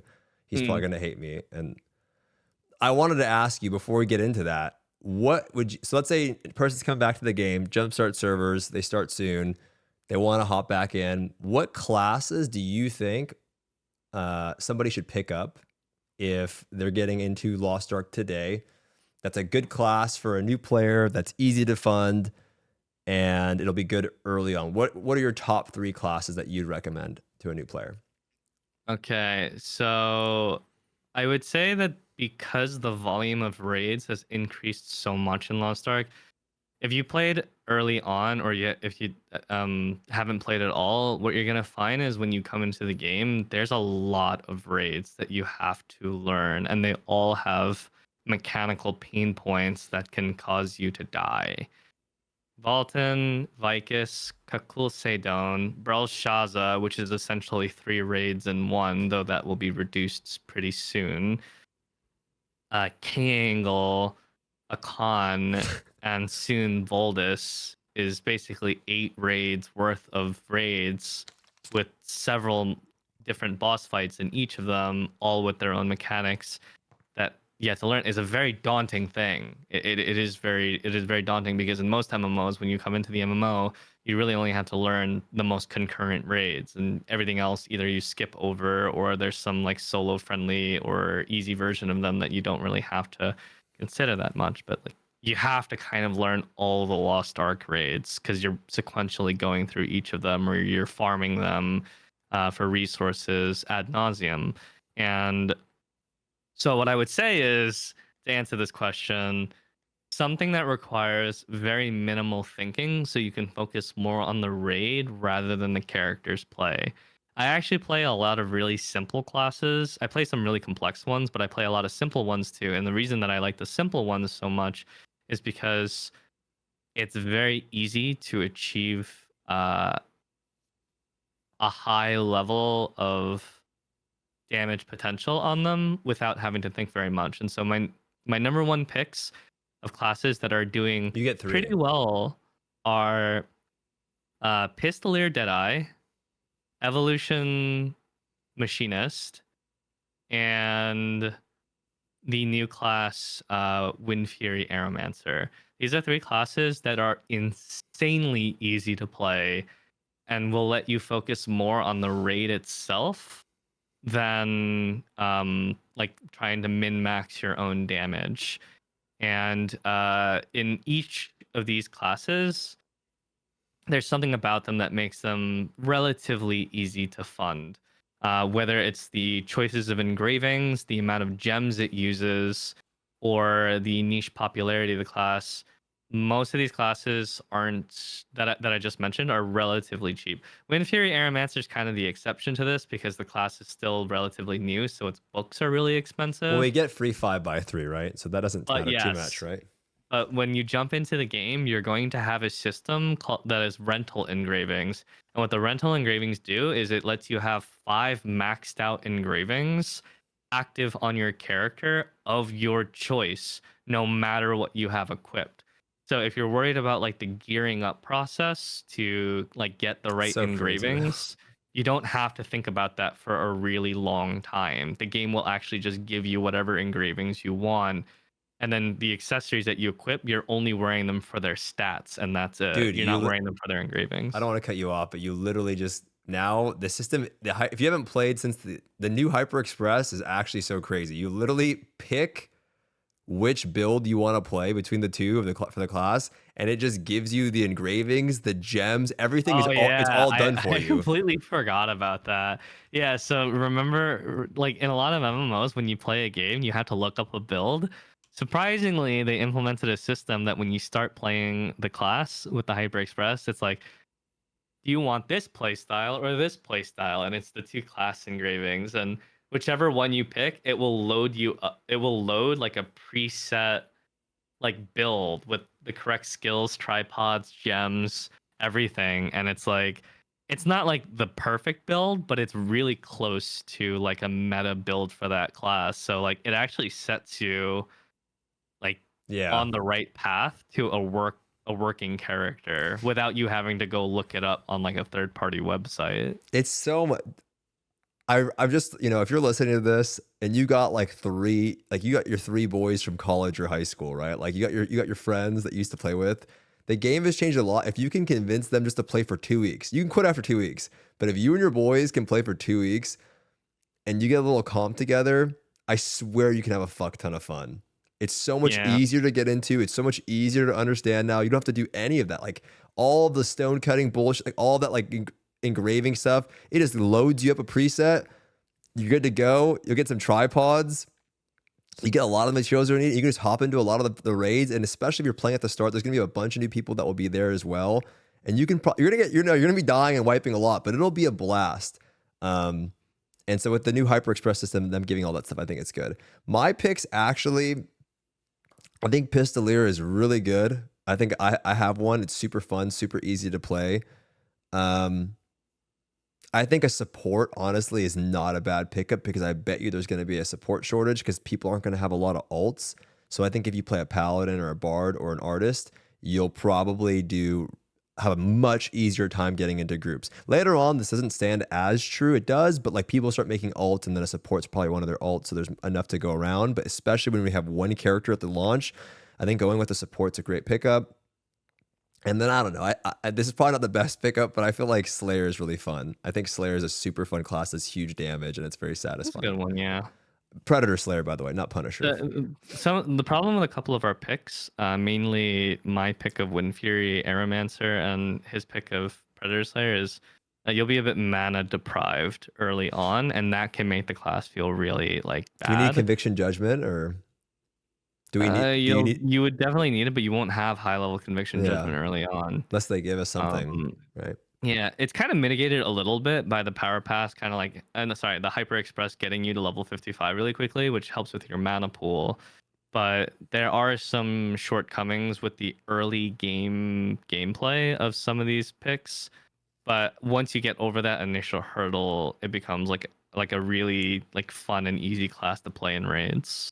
Sharpshooter also, by the way, Sharpshooter is fucking crazy, and both builds are so good, and it's so easy to play.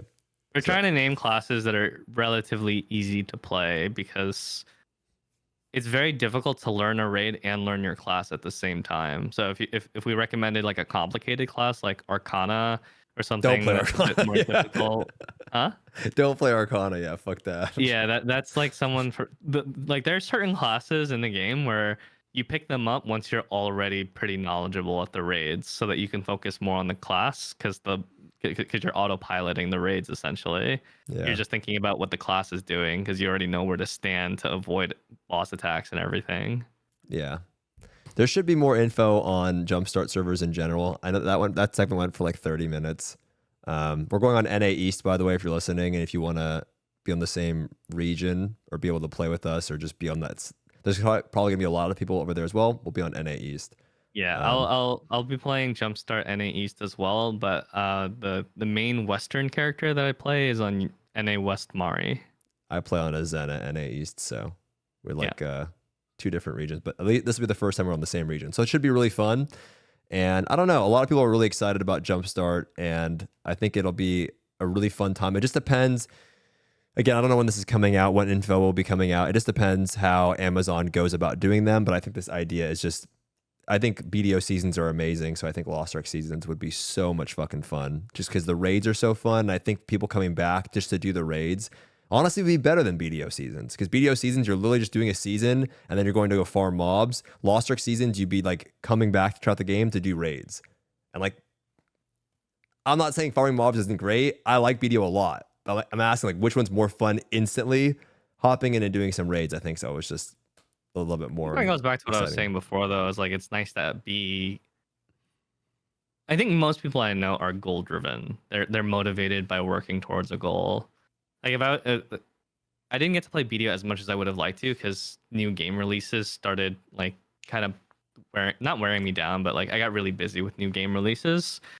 But when I did like really want to jump into BDO and play it more, the main thing that I like thought about was like the bosses, the single player bosses in that, and the different calamity levels. it was like that was a goal to work towards. So in Lost Ark, you always have a goal to work towards. You're constantly going to have something. Like once you conquer one raid, there will be another raid in front of you to learn and master as well. Well, let's move on from Jumpstart because it segues well. We talked about BDO, you talked about the solo bosses, and then I want to kind of touch on the Mini LOA on thing that took place in like Gold River and all of this stuff. So it's a big of a segue, but like I think it's really good. I've been playing a lot of Maple, where I did play a lot of Maple Story for like 3 weeks or something. I was playing a shitload of that, and then I played a lot of BDO for like a month. Both those games have solo boss fights, and it's something that I've been wanting in Lost Ark for so long, especially with the gatekeeping and all that stuff going on, and especially because, you know, they aren't really doing a reset. Like, it's kind of in a weird spot with Lost Ark where, like, everyone kind of knows the game needs to have, like, a reset, like a tier 4 or a season 3, but it's, like, not the right time for it. It just doesn't make any sense where we're at in the game today. We're like in the mix of like a huge storyline plot, and it just doesn't make any sense. You can't do it right.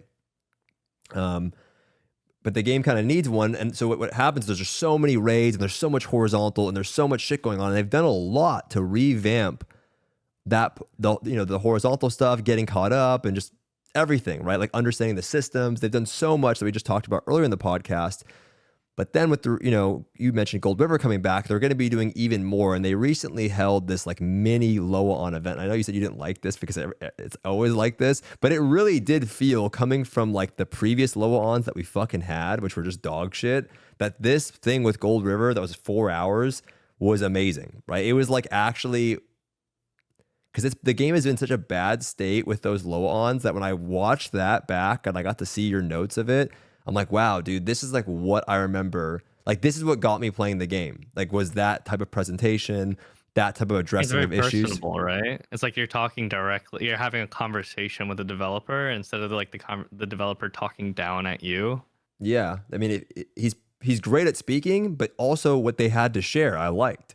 So why don't you give everyone just kind of a rundown of like what they shared? I have some notes here if you miss anything, but I think maybe your thoughts, your experience with the Mini LOA on event that took place. Yeah, so a lot of this is kind of piggybacking off of, again, the fact that recently Lost Ark lost a lot of players to other MMOs, so they started making a lot of like pretty big changes to the overall structure of the game, and starting to improve things. So like one of the things that we didn't touch upon earlier that is already in the Western version of the game is the amount of homework that you're doing on a daily basis. Homework as in repetitious daily activities is less. It went from doing 2 Guardian raids a day to 1 Guardian raid a day, and that had also a double side effect where now everyone just hits the matchmaking button to jump right into the Guardian. They don't even use the party finder anymore, meaning you can't get gate kept anymore. You just kind of load into the instance with 3 other random people, and even if the experience isn't so great, well, it's only 1 run. You're done after that 1 run, regardless if it's a good or bad run, which people don't mind as much. And then the Chaos Dungeons also got about 25 to 30% shorter because now the mobs, they spawn, they aggro you from infinite distance. Now they zerg you way faster, and you have permanent super armor, so you can't be flinched or interrupted throughout the whole ordeal from beginning to end. So in general, Chaos Dungeons are a bit faster now, about 25 to 30% faster. And then they added this thing called Fate Embers into the game, which is this crazy thing that when it drops either in Guardian Raid or Chaos Dungeon, it's like this prism. It has like this, it literally has a Diablo like graphic effect, where it's just this beam of light that shoots into the sky, and then everything mutes, like all the sounds like mute for a second, and then like you have this like insane loot, and then when you pick it up, it has something that's useful to you, whether that's gold, silver, dude. cards, one day I hit 10,000 gold into 3,000 gold. I didn't want to. I was like, man, I'm never getting any gold in these fucking things, and then I hit double gold rewards. Yeah, I've had Fate Embers for about a month now in Korea, and I've gotten 130,000 gold from it. Okay, so fuck far. you. I'm not getting that much. I'm not getting that much. I'm like, oh, I got 13,000 gold recently. Oh yeah, I'm not getting that much. But yeah, and what that change essentially did was it just made dailies from something that was a slog to actually something that players look forward to now, because they're hoping they're going to drop a Fate Ember, and when they do, it's like this exciting moment. And that's really what the game needed, because that's like kind of what makes games like Path of Exile and Diablo interesting, is the loot can be interesting. I know some people are going to argue with me on that on like Diablo, but like It the just point feels is, better. It does feel yeah, better. the loot is was more interesting than Lost Ark loot. Lost Ark loot was just materials. It's very boring, but now the Fate Embers being kind of interesting. So it made dailies a little bit better. So that was like part of one of the changes that happened recently, was kind of revamping dailies and weeklies to be less cumbersome. So you spend less time on them. The rewards feel more exciting. They're doing some more changes. They're going to be actually removing certain encounters in raids that people didn't like, and that will essentially shorten the raid a little bit. Those encounters will stay in the equalized version, but in like the normal progression version now the raids are a little bit shorter. And It's for anyone listening, it's Vicus Gate 1. That fucking fight sucked. Belshazzar 2 and 5, and then Kangol 1. And also, if you haven't played, they've also like done a lot of nerfs to some of those fights already, and like yeah, throughout the raids to make it a bit easier. it's harder to get your entire team killed now, which by the way is kind of crazy, because for some reason I think it's because I've been playing Lost Ark for so long. The concept of a raid wipe mechanic I always thought was a lot more pervasive in MMOs, but it actually turns out that it's not. Usually in other MMOs, when a raid wipe occurs, it's because like the tank got killed and now the boss is picking off like the healers and the DPSs. Yeah, I used to think it was a lot more common, but now that I like look like at other games more, it's actually not as common, which kind of like makes Lost Ark raiding a little bit more scary for people who have raid anxiety, because they don't want to get their raid wiped and then flamed for something like that. So they also mentioned that a change that they may be working on is solo versions of the early raids, and that's something that a lot of people have kind of wanted from Lost Ark for a long time, but never thought that Smilegate would ever consider actually making. But the idea would be that like really early raids that people don't consider like Prog anymore, like farm raids like Vulcan and Vicus, as a new player you'd be able to go into them alone, clear them, and get the rewards from them, and kind of like learn mechs and learn your characters. And the reason why this is important is actually because as time goes on, the starting level of a new player is going up, which means as a new player, you are catapulted into these raids that players used to struggle on. And you have no idea how the game works. You have no idea how your class works. You have no idea how the raid works. And you're just at a loss, because like it's a relatively daunting raid with lots of mechanics in it. And so if a new player can jump into some of these raids on their own and kind of acclimate to Lost Ark a little bit on their own, I think it would be a little bit more of a comfortable transition before they get to group content. yeah. It's also like you don't want to. It sucks too, because like when you're doing even today, like we don't really get to experience a Vulcan anymore. You know, because like that's why I want to do Jumpstart too. It's like when you go do Vulcan, he dies so fast, and so for a new player, even if you get to go through it, you don't even get to see the fight. Like he dies so quickly. Same with Clown Extreme. and Dude, I wish you got to try out Extreme Vulcan. I know. It's cool because you get to do it with it's like Hell Mode. You actually have all your gear, you know. Yeah. But that's what I think is good about the solo boss encounters, right? So as a new player, you go through the Express, and you get to like get geared up, and then even for the seasonal, you know, even if we have Jumpstart servers at some point, and that's like how if they do the seasonal thing where you get to try it out and then go to the main servers, being able to like experience some of those early bosses and no one's like looking at your gear. You get to try it and like sit there for, even if it takes you 2 hours, 3 hours to kill it. That's a sick experience, I feel like, right? Like playing your character, getting geared up, picking your build, boom, all the accessories, all the gems. Okay, I'm gonna go try Vulcan now. And you get to experience Vulcan, not obviously the group Vulcan, but like its own unique version, or Clown, or any other boss that they decide to do, because Procol they've done. Like Procol's a sick fight, you know? And I think a lot of people would be down to do a Procol encounter if you get rewarded for it, you get gold for it or whatever, but you're not wiping the entire group if you fail, you know? Yeah. I think that'd be a lot better. Okay. So there's three other things during the live stream that he kind of talked about that I think are really important for people to know. And the thing that we just talked about, the solo boss encounters, that's not in the game yet. That's something that they said they want to do. So like if you start playing the game, you shouldn't expect to find it there. It's like a work in progress kind of thing. A Yeah. couple other things that they mentioned. Um, some of the side contents that people weren't really doing, they're merging them into one. So Chaos Gate, Secret Maps, and Ghost Ship. Again, if you're So a good. returning player, you might be familiar with these. You might have done them early on, but after you left, no one really does them anymore. Actually, people still do Chaos Gate because there's a chance for a high map. But just in general, they kind of feel like a bit of a slog. And so they're revamping that whole thing and combining all of them into like this one content that feels good and is like a lot more rewarding. That's going to be coming to the Korean version On the next 13th. week, Yeah. actually. Yeah, so I don't know how long it'll take to appear in the Western version, but hopefully that's quick because like rewarding content that's like quick and easy, quick and dirty, and fun to do, that makes people feel good. We get a lot of dopamine from like getting good rewards. Um, the next thing that he talked about that I think is so important as well is they're working on something that's kind of like an express for horizontal.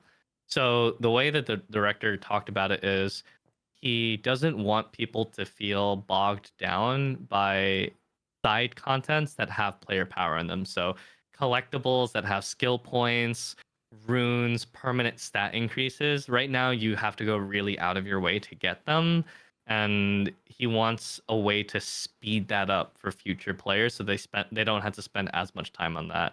So certain collectibles like reputation, skill points, and giant hearts, omnium, ignia, all that stuff, they're gonna make it easier later on and kind of like speed up the process in which you get all that stuff, so you don't have to like waste so much of your time doing it. Certain collectibles won't be affected though. The ones that don't increase your power, some Cocoa Seeds, they're not making that easier and stuff like that.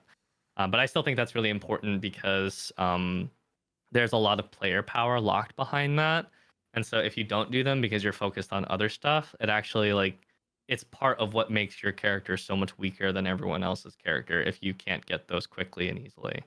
Yeah. Uh, Go for it. they also talked about the state of positionals. So Lost Ark is a game that doesn't have controlled aggro. The boss has random aggro. And so historically, players who play a positional based class like back attack and front attack, they struggle a bit more because many players are not familiar with the way that bosses can turn or how long they have until a boss picks a new aggro target and then they turn and then you whiff and miss a bunch of your damage. There's this set called Entropy, which gives you an insane amount of damage if you hit a positional, but almost no damage if you don't hit a positional. So it's a super all-in set.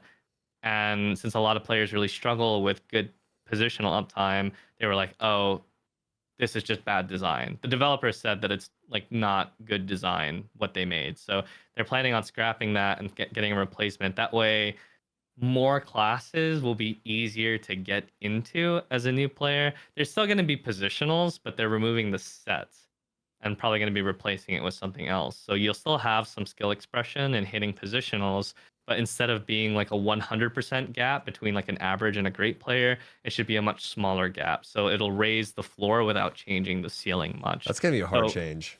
that will be a hard change. But Yeah. what that means for you as a newer returning player is hopefully by the time they implement this, you'll have a wider suite of characters that you can pick from if you like their play style, and you won't be pigeonholed into this really specific play style that heavily punishes you if you can't accommodate it. Because I know there's some people who want to play a class, but they really hate the all or nothing play style of Entropy. So if they can improve that, that means there's more characters that you can pick from and potentially enjoy. Um, they've made a lot of changes regarding inventory related stuff. Oh, This dude, one's this kind of one's, an dude, this is the biggest one for me by far because I was yeah. bitching about this for so long. This is a very near topic to me and very contemporary because I just got off of playing Starfield, and Starfield had, this is not an exaggeration, the worst inventory system of any game I have played in the last half decade. It was that bad. And you will, if you read Which is online, kind of, I'll stop you. Which is kind of crazy because Baldur's Gate 3 inventory and like it's not UI good is dog either. shit. And then you This is saying way that is, worse. yeah, that's It crazy. was way That's worse. crazy. And so it kind of had me realize Lost Ark's inventory system is actually pretty good, especially for an MMO. And For a so Korean MMO, it's what they great. have done in the past year and a half is, you know, if any of you guys have ever played Path of Exile, how they have stash tabs and you buy stash tabs and it kind of automatically organizes everything for you.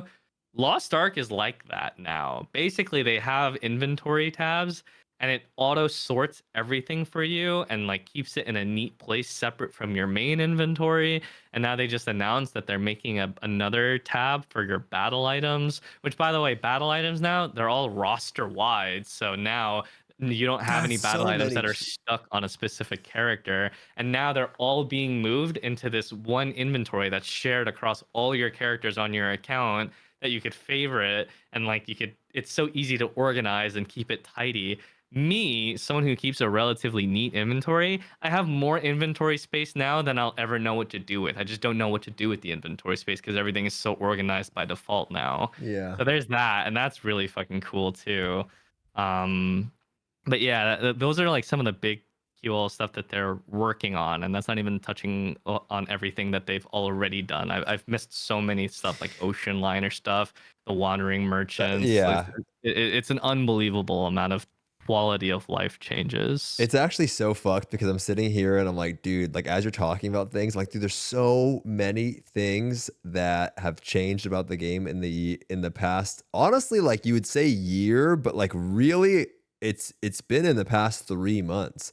Oh And yeah, a lot of the stuff that I'm talking about now has only been in the last few months because they actually got their shit together the moment they saw their players just leaving. leaving. And the main thing too is for you guys listening, a lot of it's actually already in the Western version. And I think that's kind of one of the things that I've noticed recently is that Amazon and Smilegate have seem like, I don't want to say they have because they're definitely gonna fuck up in the future. Like it could Oh happen yeah, next of week, course. but like they're getting better at like getting shit over faster, right? Like outside of the balance patch for whatever reason, like like things that like, oh, we're not gonna say that for a few months, they're in our version right away.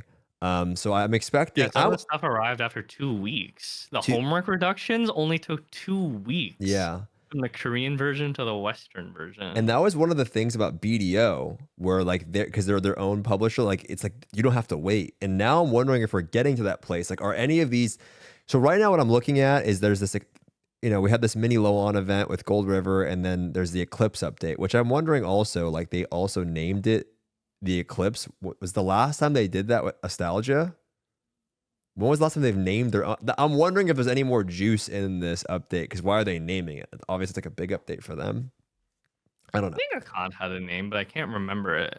I If don't, that's rem- the I case. don't, I don't know if it was the same. Maybe not, or maybe you're right. But I'm wondering with this update, how much of it are we going to see shortly after, or are we going to see any of those things on the 13th? Because there are Well, sometimes updates that we get ahead of time. ATS made some bold claims in that one video. They said that like some of the stuff like related to gate reduction would be Be in the Western global, version yeah, either at the same yeah. time or really shortly afterwards. Like by the way, if you haven't seen Lost Ark's official like YouTube channel, some of their uploads lately have actually been good.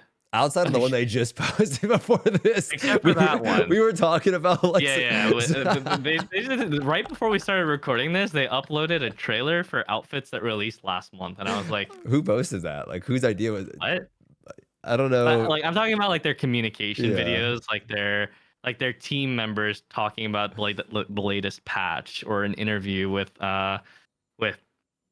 different members of Yeah. their team Patch and what notes their with plans are. Henry. It's like Yeah. it's really impressive actually, because it doesn't seem forced and it actually feels like a conversation with the The publisher. roadmap's a good watch. I think if you're looking for something to watch, I would watch the roadmap and the patch notes with Henry. Those seem like Yeah. they're pretty And it good kind at. of shows that like AGS is kind of communicating their intents better, which I am really hoping that this is not just like a one-off, two-off thing and they keep with it, because if they're regularly engaging with discourse with the community and regularly communicating these things, it what it does is it gives players agency that the publisher's like putting in some effort. I've seen MMOs where the publisher basically erects a wall between them and the player base, and they never engage with the players at all in any way, shape, or form, and it's almost disturbing. Well, that's kind of And what we had with Lost Ark for a long time, dude. You we know? did, we did. Yeah. It was genuinely disturbing. But Yeah. now they're starting to put in some genuinely solid effort. Well, If let's there's talk about that. consistency moving forward, I think it'll be a really healthy thing for the game. Let's talk about that. So let's talk about Gold River, who is there for the Mini LOA On. If you guys, we touched on this a little bit. By the way, I was Dude, thinking. I'm scared because like we already know that there's a timeline on Gold River. Basically, Gold River said he came back recently in the director's helm, but he said he's only going to be back until they find a replacement. And he said that they're promising that they'll find a replacement by LOA on winter of this I don't even know year. what that means, though. Like, what does that even mean? Like, I don't. How can I you don't promise know, but people it that you sounds can like a find? deadline. It sounds like it's that's how long we have with him until he's like, all right, I'm off to the Bahamas again. See you later. It sounds well. Okay, so let me give them a little backstory, I guess. Basically, if you guys don't know, Gold River is he was like the lead director for Lost Ark. At least he was a big driving force for why I started kind of playing the game. Honestly, I was glazing the guy. He was like the Yoshi P for Lost Ark, and he just seemed like he knew what was going wrong with the game, what needs to be fixed. He addressed all the issues and things that like I felt as a player, and he did a really great showing right before Lost Ark came out in the West, and so he won over a lot of people. I really wish that some of you guys who are watching this could see his latest live streams, because like you'd probably roll your eyes at like comparing him to Yoshi P, but like when he came back a few months ago, he immediately knew every problem of the game pretty much and actually addressed it in multiple live streams. Like that's crazy. Yeah, it's the way he talks to you, like in the if you, even with subtitles, you're like, oh, like it's just the way he communicates, but also the way he's like, oh, like if an issue comes up, he's like, oh, we can fix that next week. It's like that kind of like, oh, we don't have to wait around for this, or we'll take care of that. I'll do that, right? And it's that type of free flowy like development changes that you'll see when he's in charge is like what gets you excited about him being in charge. Pretty much, And he got done more in a few months what 3 guys couldn't get done in 2 years. yeah, but he left. He stepped down because of health reasons, and then after he stepped down, the game went to shit for sure. Like, I mean, maybe it's not all quit. Maybe the game was being led in that direction. I like to believe a little bit of that it was being led in that direction. Some of the decisions that he made were questionable that kind of led the game to that point, but like live service as a game means that things are constantly changing and player attitude towards different systems change over time as well. What was nice 2 years ago with the game became cumbersome 2 years later. 100%. And obviously you have to constantly make good changes to the game and adapt with the times. One thing we can say for sure is the game's communication went to shit. 100%, right? And yeah, absolutely. It was horrible while he was gone. Now it's like now I think they're kind of, because so many people left the game, now he's doing these like, I don't know, every couple of weeks he does these live streams where he talks about, and the most recent one was like 4 hours where he dropped bombshells of like all of these things they're going to be doing, and then leading up into the 13th, this big update. So having him back is great. The game has definitely improved as soon as he came back. It could be coincidental. It could be, whatever.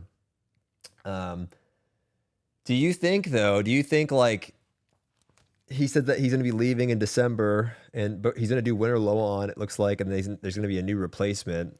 Do you think they're going to actually find a new replacement, or do you think that there's no way you can find someone as good as him? It's doomed, right? Like, like what are they going to do? Like what? Realistically, what can they do? It's not like there aren't people that are like him. There's a lot of charismatic people out there, but where are you going to find someone that has as good of a pulse on the community, that knows about the game as much as him, to take over on the helm? Where are you going to find people? They can find someone before. So where are they going to find someone? Like off the street? Where are you going to find somebody that people are going to like as much as him? Yeah. There's no way to beat there. That's the thing. If Yoshi P left Final Fantasy, right, and somebody comes in to take over the game, it doesn't matter how good he is. It's not Yoshi P. And that's the problem. Because when you read by the way, I know it sounds like we're glazing this dude. I don't give a shit because honestly, I think all they care about is the money at the end of the day. What I really am saying is if you read the comments on these live streams, like Gold River, don't work yourself too hard. Like the connection that some people have with this guy, not everybody, but some people, it's like you're never going to get that. I feel like every great game has a figurehead 100%. that is beloved like that. Yeah. Every single one of them. What do we got for PoE? It's Chris. What's his name? Chris what? Chris Wilson. Chris Wilson. Yoshi P. What else do we have? Who's the guy for World of Warcraft? I mean, it's Ian, but that guy's kind of vanished. I don't think everyone loves Ian, but he's there. Dude, it was the same with Gold River. When he came back, people were like, "Oh, you finally came out of your fucking rabbit hole." Yeah, to fix the bullshit. You let the game go to shit for a year and a half, and now you're here. Yeah, he definitely has some haters now too because of that whole bit of just like vanishing. To be honest, though, man, if we really believe that he's responsible for a lot of these good changes, which I don't know if that's 100% true. I personally believe that a lot of these things were already being worked on. Yeah, premeditated. Yeah, I just believe it was premeditated. It's just kind of, they said in that one letter to us, hey, we are looking at revamping the daily systems, but it's not as easy as just making things go to one kind of a thing, right? And then they didn't do, and a lot of it, right? We are looking at making cards, runes, and things more accessible. And it's coming, right? I don't know if a lot of it is really his doing rather than him going, hey, let's announce this, announce this, I think no matter what, though, whoever you have who's interacting directly with the community has to be a good speaker, charismatic, a good spokesperson. Because the three people that took his place were horrible on stage. They had terrible stage presence and they seemed terribly out of touch. Someone who is actually interacting with the community directly, they gotta be someone who just knows how to communicate very well. Well, you were saying, gotta find someone like that for sure. My point was, though, you were saying that people were mad at him, and if we really believe that he's responsible for the changes, rightfully so, people should, where the fuck was he then? Like, how if he really, he was still working, it's not like he can't be in the company and be like, yo, this is terrible. Right? Yeah, for the record, while he was gone, he was occupying the position of CCO, Chief Creative Officer, because though he stepped down from the director position, he's also the only one of two people that actually know how the story of the game is supposed to go into the future. And so he stayed on at Smilegate to continue working on the story, basically. But now he's temporarily in the director position. Is he in the director position or is he in the communication position? That's what didn't he say that he's going to be the main like he's going to be the main?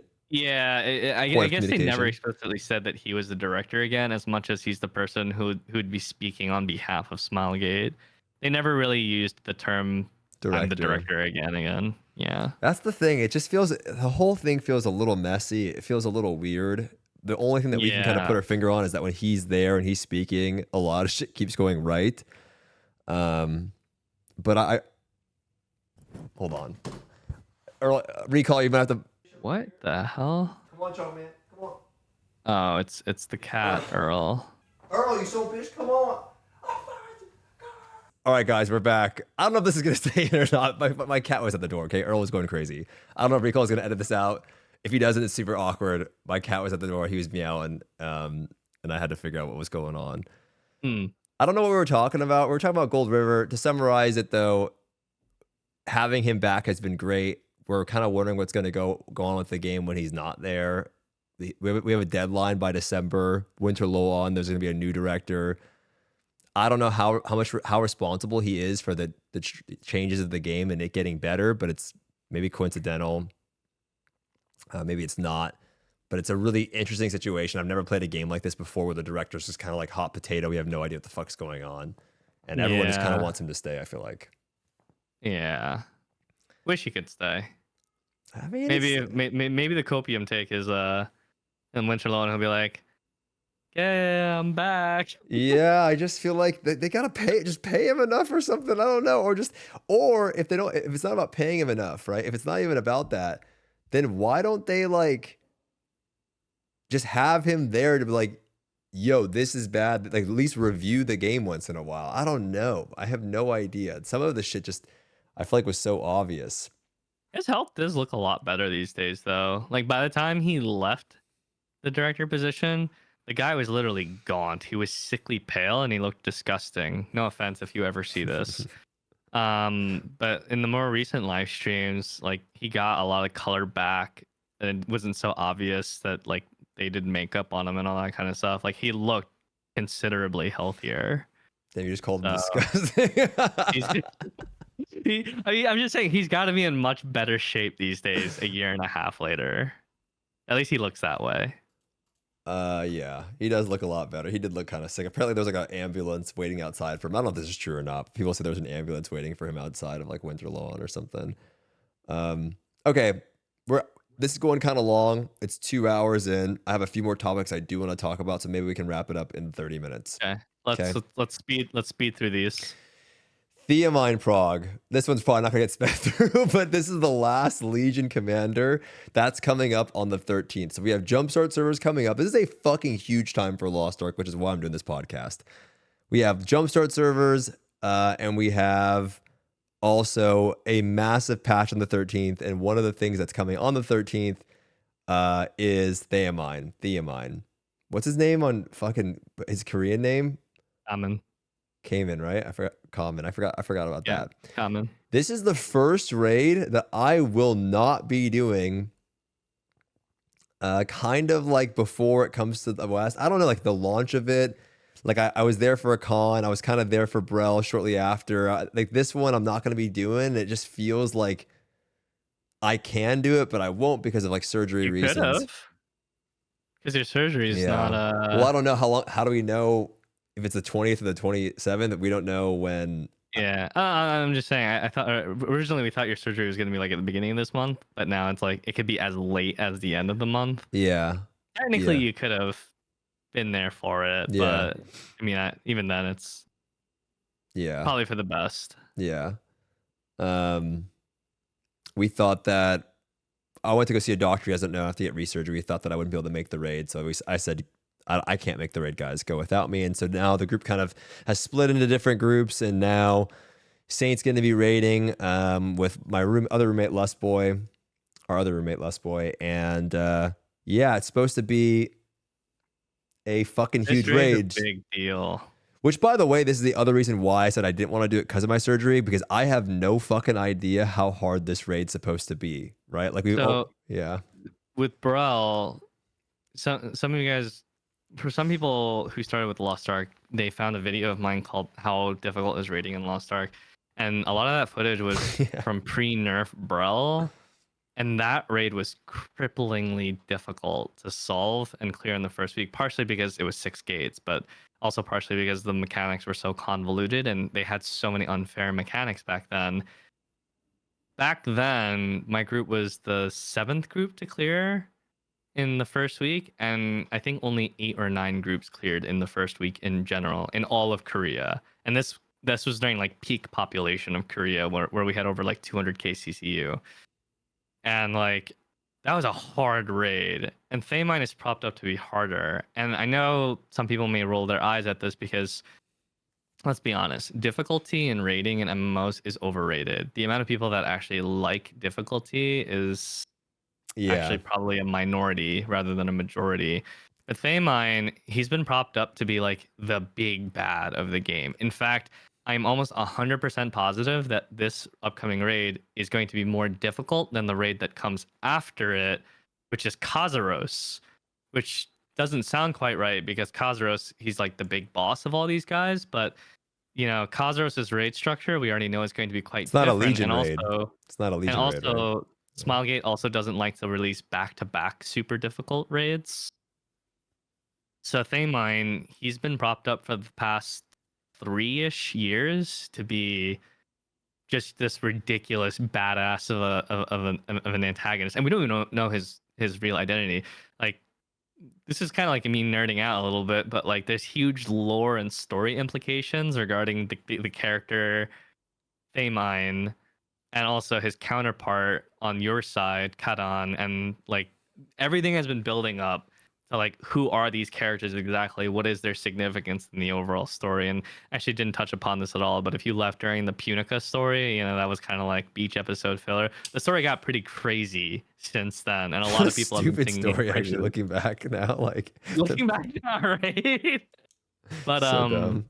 it's very exciting because like this is a character that is so like they have propped him up as the biggest, baddest enemy that we have seen since the game has even been introduced 8 years back. Dude, there's like a spoiler, like if you're like going through, I don't know if anyone's curious, you could probably type in like Thaemine quest, pre-quest, and if you watch like the ending in-game cinematic, it's fucking sick. I don't, if you don't want to spoil it, don't search it, but it's like it's Yeah. kind of like the quest that will show you the entrance to the raid, and you know, it's definitely like it's fucking cool. So because of its significance, Smilegate kind of talked about how this is going to be a very hard raid. It's going to be harder than Brel, and Brel was disgustingly hard on its launch. They've already mentioned that they intend to nerf the raid later on so that it's more accessible, but they're going into this knowing that they're overtuning the fight with difficult mechanics. The reason I asked you this though is, do we think this is the main thing? You know, since we have done a little time, the main thing is, do we think this is a smart decision for the game? Because it's pretty much going against everything. Yeah, it is going against it's such a like a weird time, because even Gold River said like he thinks back to a time when people would like do like the Abyss dungeons and Punica, and like you could kind of get through it and one person kind of carry the group, and like that's what he wants to go back to. And this is coming at a time where they've had all this turmoil and but Thaemine's been in production. Like the game went through the shitter while they were producing Thaemine, and now we're at a point where they made the item level actually a lot lower than everyone thought it was going to be. Do we think it's still hard to get to that item level? Yeah. Well, 1630 is a lot lower than we thought, right? Yeah, I thought it was going to be 1635, but in any case, I'm hoping that the normal mode is considerably easier at 1610, because that is a very reasonable item level to achieve. It's actually very easy. It's plus 17 on your items. So I'm hoping that one is something that like everyone can jump into and enjoy it with like significantly relaxed difficulty and mechanics and That's everything. Probably why they have it there, right? Because like you're not even going for elixirs. It's like it's like very like, hey, you get to do a con, you get to do Voldus, right? 1600 normal Voldus, and you get to do Thaemine, like all within that range. It seems like it's like a good experience for like people getting into the game. Actually, yeah, but the hard mode has been propped up to be extremely difficult, and I think it kind of has to, for like fan service and I guess loyalty to the game's story, keeping like the idea that he's an outrageously difficult enemy. But they do intend to nerf it. They said that after a certain amount of players have passed the encounter, they're going to lower the difficulty to make it more accessible to everyone else. I think he said that this is either going to go really well or really bad. I'm pretty sure that's what he said during the stream, that this is either going to go really well or it's reminding him of Brel, which is like, Brel fucked the game up really bad for both regions. Like, I actually think Brel did so much damage to Korea. Yeah, it did and incur the West. A lot of burnout.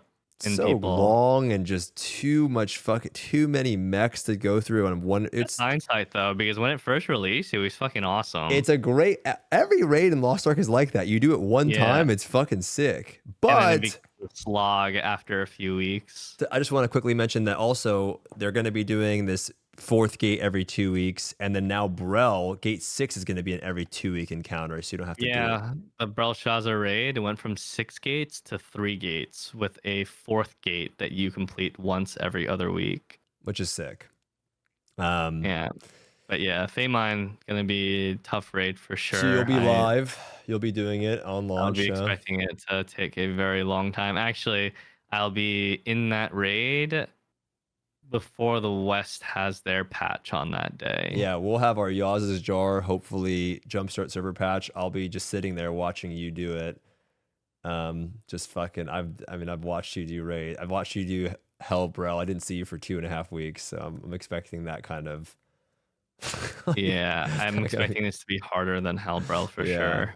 So we'll see. I don't know. I have no idea how this is gonna go. I'm curious to see if you do clear it the first week. I think it's gonna be really fun on Twitch as like a cool spectacle. And I think as a spectator, hard raids are sick. I think as a player, sometimes hard raids can be too much, but hopefully what you're saying is normal is the right balance. Well, I do want to, I mean, I have some other topics here. I guess we can kind of just forego. Some of them are so good though. We can just quick like two Go sentence through it. though. Yeah. Well, with let's start with this one. With you know, Thaemine coming to an end, right? And or coming and then Khazra shortly after, hopefully, and then this whole arc kind of coming to an end.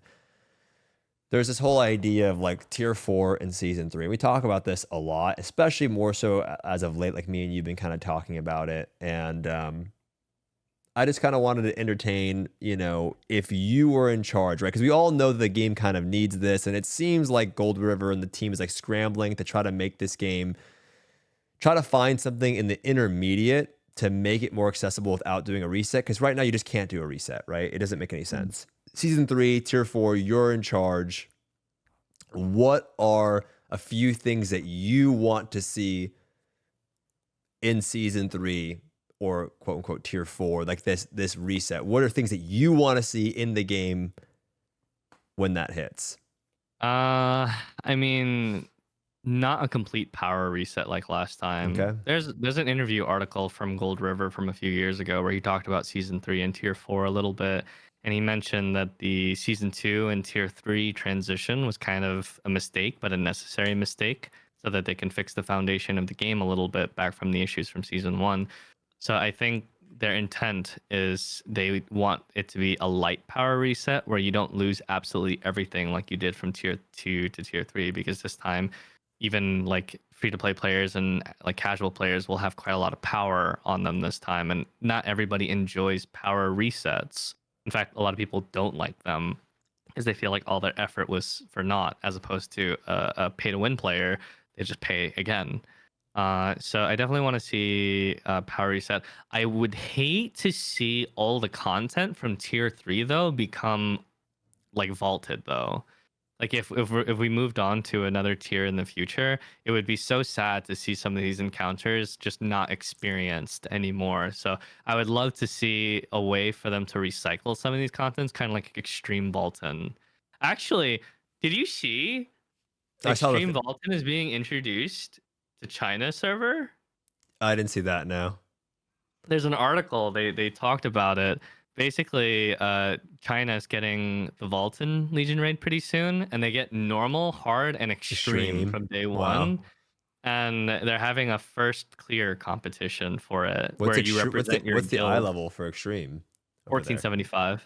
Wow, that's kind of cool. The fuck? Yeah, because like in Chinese media, if anyone watching has ever watched an anime called King's Avatar, the concept of like being in an MMO and like first clearing and the prestige behind a first clear is way bigger in China than it'll ever be in like any other region. They love that stuff in their media more than anything else. And so I guess they're trying to do some unique stuff with their version of that. I thought that was pretty interesting. But basically, I would like to see a way for them to bring back some of those old encounters into like future tiers, because when a game gets like expansions, I want to see it build up and like get more content overall. Kind of like how PoE they bring in their new leagues. I don't like seeing like all of this game just being shoved aside for whatever comes next, you know, because then the scope of the game isn't increasing. It's interesting because as you say all this, I'm like thinking about it, and what I have here is completely different than what you have, to be honest. I have like I want them to reset, you know, not because I think it brings more people into the game, because I think it would, but I just, one of the things I wrote down as you were talking about it, if I want that experience when you talk about season 1 and season 2. We're like, dude, like you remember that thing? Like you remember Legion raids, and it's like a thing of the past. And I want like I want to see a new breath of Lost Ark. You know, I want to see tier 4. That part is cool too, but it's just like it would be a shame if you couldn't experience some of those Yeah, old I things mean, again. you did give me one, which was like them reusing content a little bit, like trying to find ways to incorporate it. And so for me, I literally wrote down the opposite of that, where I want to see more of them like leaving things in the past. But I do get kind of what you're saying. I guess my only fear is maybe via solo content, right? Maybe Volton via solo, or Brel via solo, or Clown via solo, because I don't want there to be a pre-existing knowledge. I want it to be a fresh start for people to come into the game and not have to have any pre-existing knowledge of encounters, right? I, Okay, fair enough. you know, Yeah. so because that's what sucks about the game is that everyone knows how to do Volton, everyone knows how to do Clowns. I want it to be a fresh. Oh yeah, I think recycling content not as a new content, but as a supplemental content. Yeah, that could be cool if they figure out a way to do it right. But that's one of my things. I want it to be a little bit more of the experience of what you shared from season 1 to season 2, where it's like this new fresh breath of air, Lost Ark. Mhm. That's kind of what I would want to see. That's one thing where they just kind of change up the game a lot. The second thing I would really like to see is the ability to focus in on one character if you want. Not because that's something that I care about, but because I think that's a big thing for so many people, that the reason why they don't play the game is that they don't like alts, right? They don't feel. Yeah, I think the fact that alts are linear gain is actually a bit of an issue. I feel like because they're linear gain, it does strongly encourage you to play alts. Because the difference of like gold that you make if you have one character versus six, for example, is quite a big difference. Barring, of course, that you have to invest gold into making those characters earn you gold. But like the cumulative value of the materials and gold farmed by these characters, Is a lot. especially if you consider the value of the materials, does eventually exceed what you put into them. And it's a bit rough because at some point, many people are playing alts not because they want to, but because they feel like they have to. I And think then on it's top of that, the game also encourages you to play alts yeah. through all these power passes and hyper expresses that they give you I think it's a bit of twice a year. both. I think it's a bit of both. Like I think even if you made it so that people didn't get gold from making alts, they'd still make alts. I just want it to be a thing where if you actually just No, want to I'm play not one saying they should character, do that. I just think that like if they didn't change the amount of material and gold you got, thanks for that. Yep. or having like full characters, but they increased the amount that you got for only having one character, it would do good for the beginning experience. Like I just walked out there too, but it's Yeah, fine. just We'll keep blur it it. in. Recall, just blur out his No, face as he's walking out. no, it's fine. He's on Anyway, CCTV. yeah, it's just something that I want like in the game. I think for a lot of people, they may not want that. And I think it should just be an option, right? If you want to play one character only, you should be able to play one character only and play.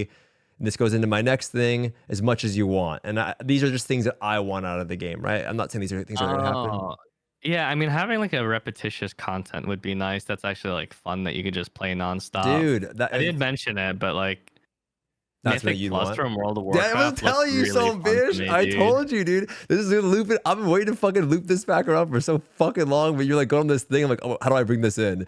Okay, that's what I was telling you a long time. I'm like, bro, Lost Ark just needs Mythic Plus, like something like that, right? So let's do a refresh of the game, and if people want to play one character, they can, and they can compete with people that play a lot of different characters, and then also some kind of spammable content, so you can play that one character and feel like you have things to do in the game. Mythic Plus and WoW, if you guys don't know, I know it's a Lost Ark podcast, is this content where they have these dungeons that exist throughout the game, and then these dungeons rotate in cycle. And I know there's some issues with Mythic Plus. I don't want to talk about like, oh, I want to focus on like the idea of it, not how they've implemented it in WoW and what the issues they have in WoW are. It's this content where you basically they have these dungeons or old raid. For us, it could be old raids. And then every week they rotate, and then they have these affixes in them where there's like difficulty, different things that they throw into the game or inside of the raid, like things explode or mobs have like a healing reduction or whatever, right? And then there's a timing, like a timer, and then there's higher difficulties. So as you increase in difficulty, you're competing for speed and clear. And I don't know if that would work exactly like in Lost Ark, but I would love to have that some type of content in the game where the game's just structured differently, giving you time to do that, and then some kind of repeatable end game content that's not just specifically raids. There's enough dungeons in the game that already exist. Refreshing them, I don't think would be too hard, right, for a new season. Or maybe going forward, they design dungeons like that. I'm not so sure, but I would love to have some spammable endgame content because that's what WoW does really well, right? They have Arena and Mythic Plus. Lost Ark doesn't have any of that. Final Fantasy doesn't really have any of that. So, yeah, I'd love to see that. Something competitive, some kind of leaderboard, some kind of extra juice, pizzazz. Maybe even do it equalized. I don't know. I'm not sure how you could go about it, but those are my wishes for season 3, Lost Ark Tier 4. Yeah, just something that you can spam. Something that's not necessary to do, but if you wanted something extra fun to do. Why don't we talk about that really quickly before you? Let's wrap it up with this. You said not necessary, but it's really weird how when you take the, I don't know if it was you that talked about this, but when you take away the time gating in a game, like BDO has no time gating. You can farm as much as you want, but people don't feel the need to farm as much as they want.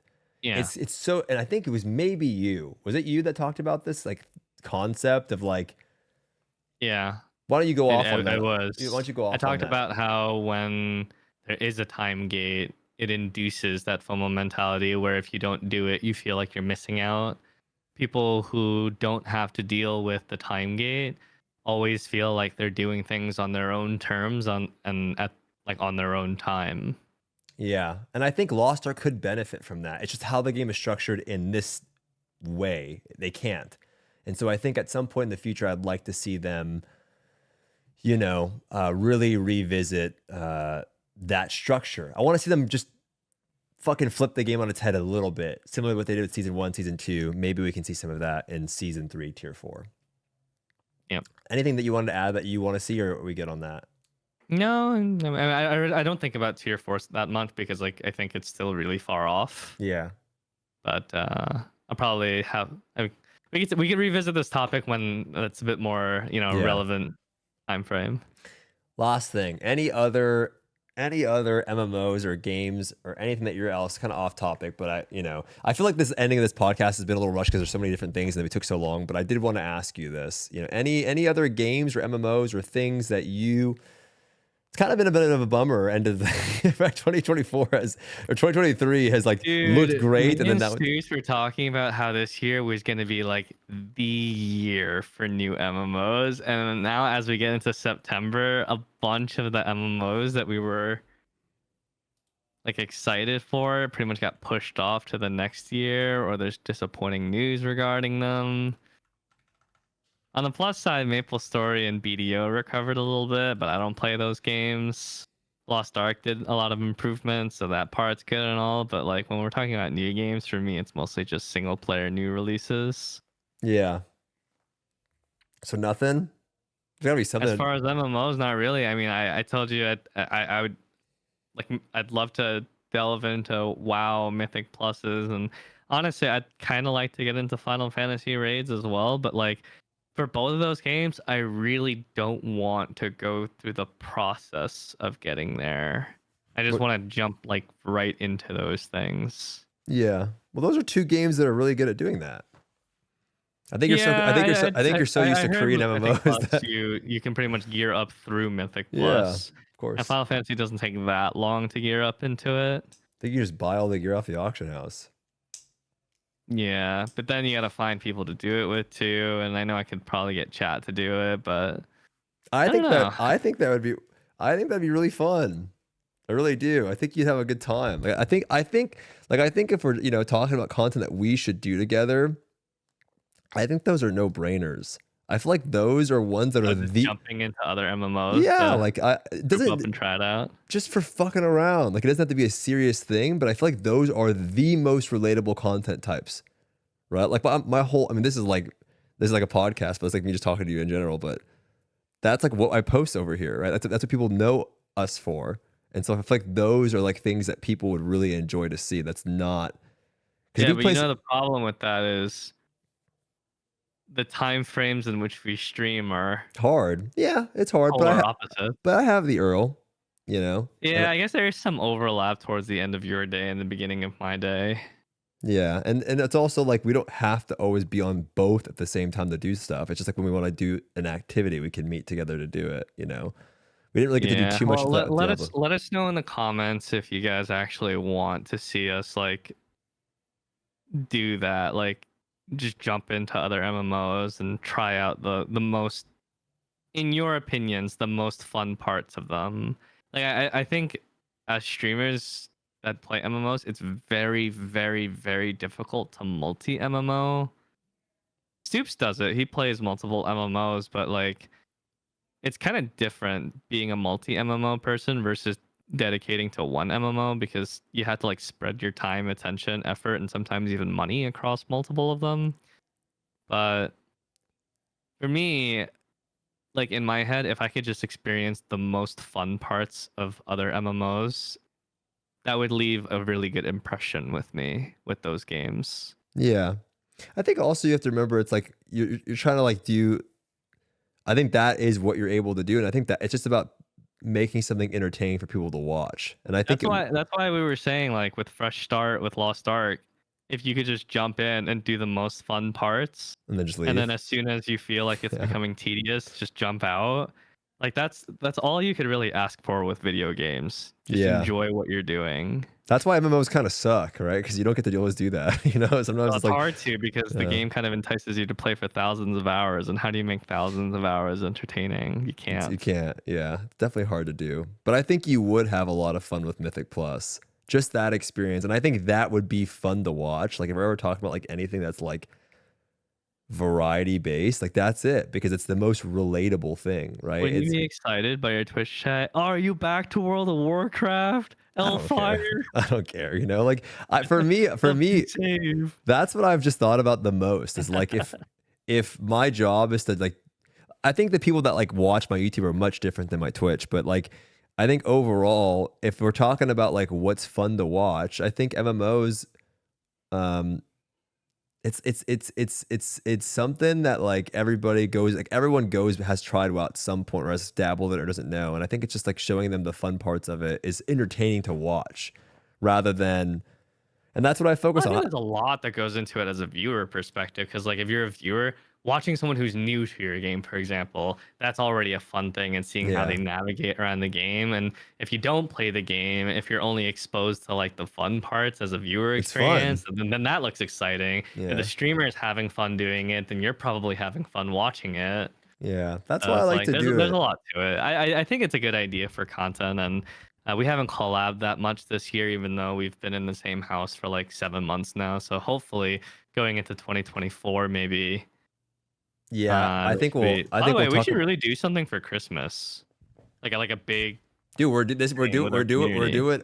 Sure, we're doing the Winter Low On show, and it's gonna be a Yeah, we're Christmas doing one. that, but like separate from Lost Ark, just Uh, like get our communities together and just like something big for Christmas all together. Christmas Me, you, party. Lust Boy.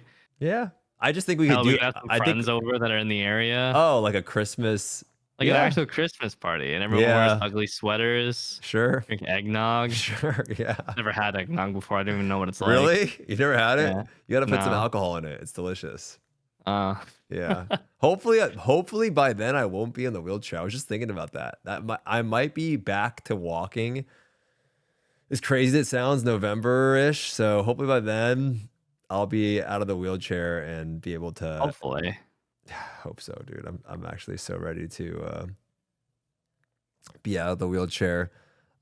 For those of you guys that have made it this far into the podcast, I know towards the end it kind of got all over the place. I actually tried to, because there were so many things I wanted to talk about. Yeah, I derailed it a bunch of times. You derailed me a lot. You derailed me a lot, but it was fun. It's fun. Like sometimes I was thinking in my head, like, okay, do I just let him go off on this because it's good because he's like saying a lot of good stuff, and it's like it's easier for me. But then I'm like, well, I want to hit these points.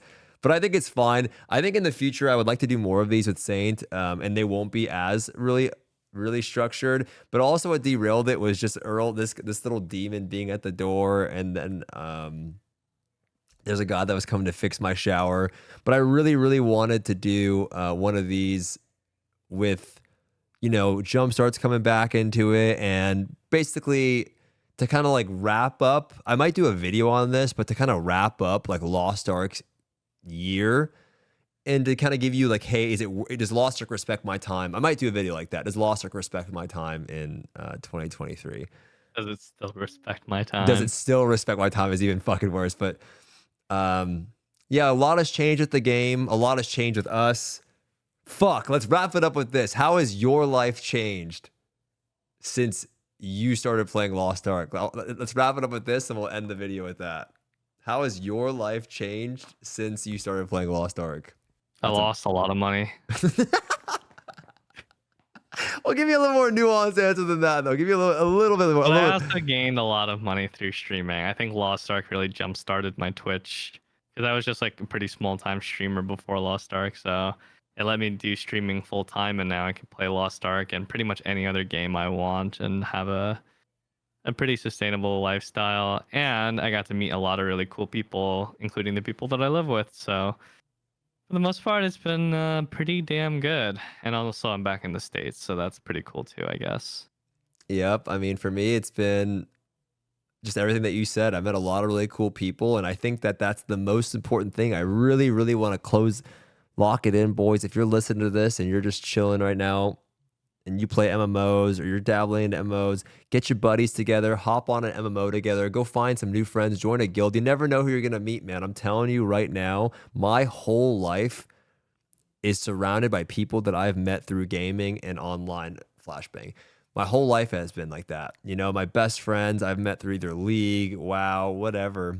And like some of them, like I'm their best man at their wedding, or I'm going to these different things and I'm living with them, etc. So I definitely don't think it's, you know, meeting people in games is dead. I think it's definitely possible. You just have to kind of go out your way, and you never know who you're going to meet and what experiences you're going to have.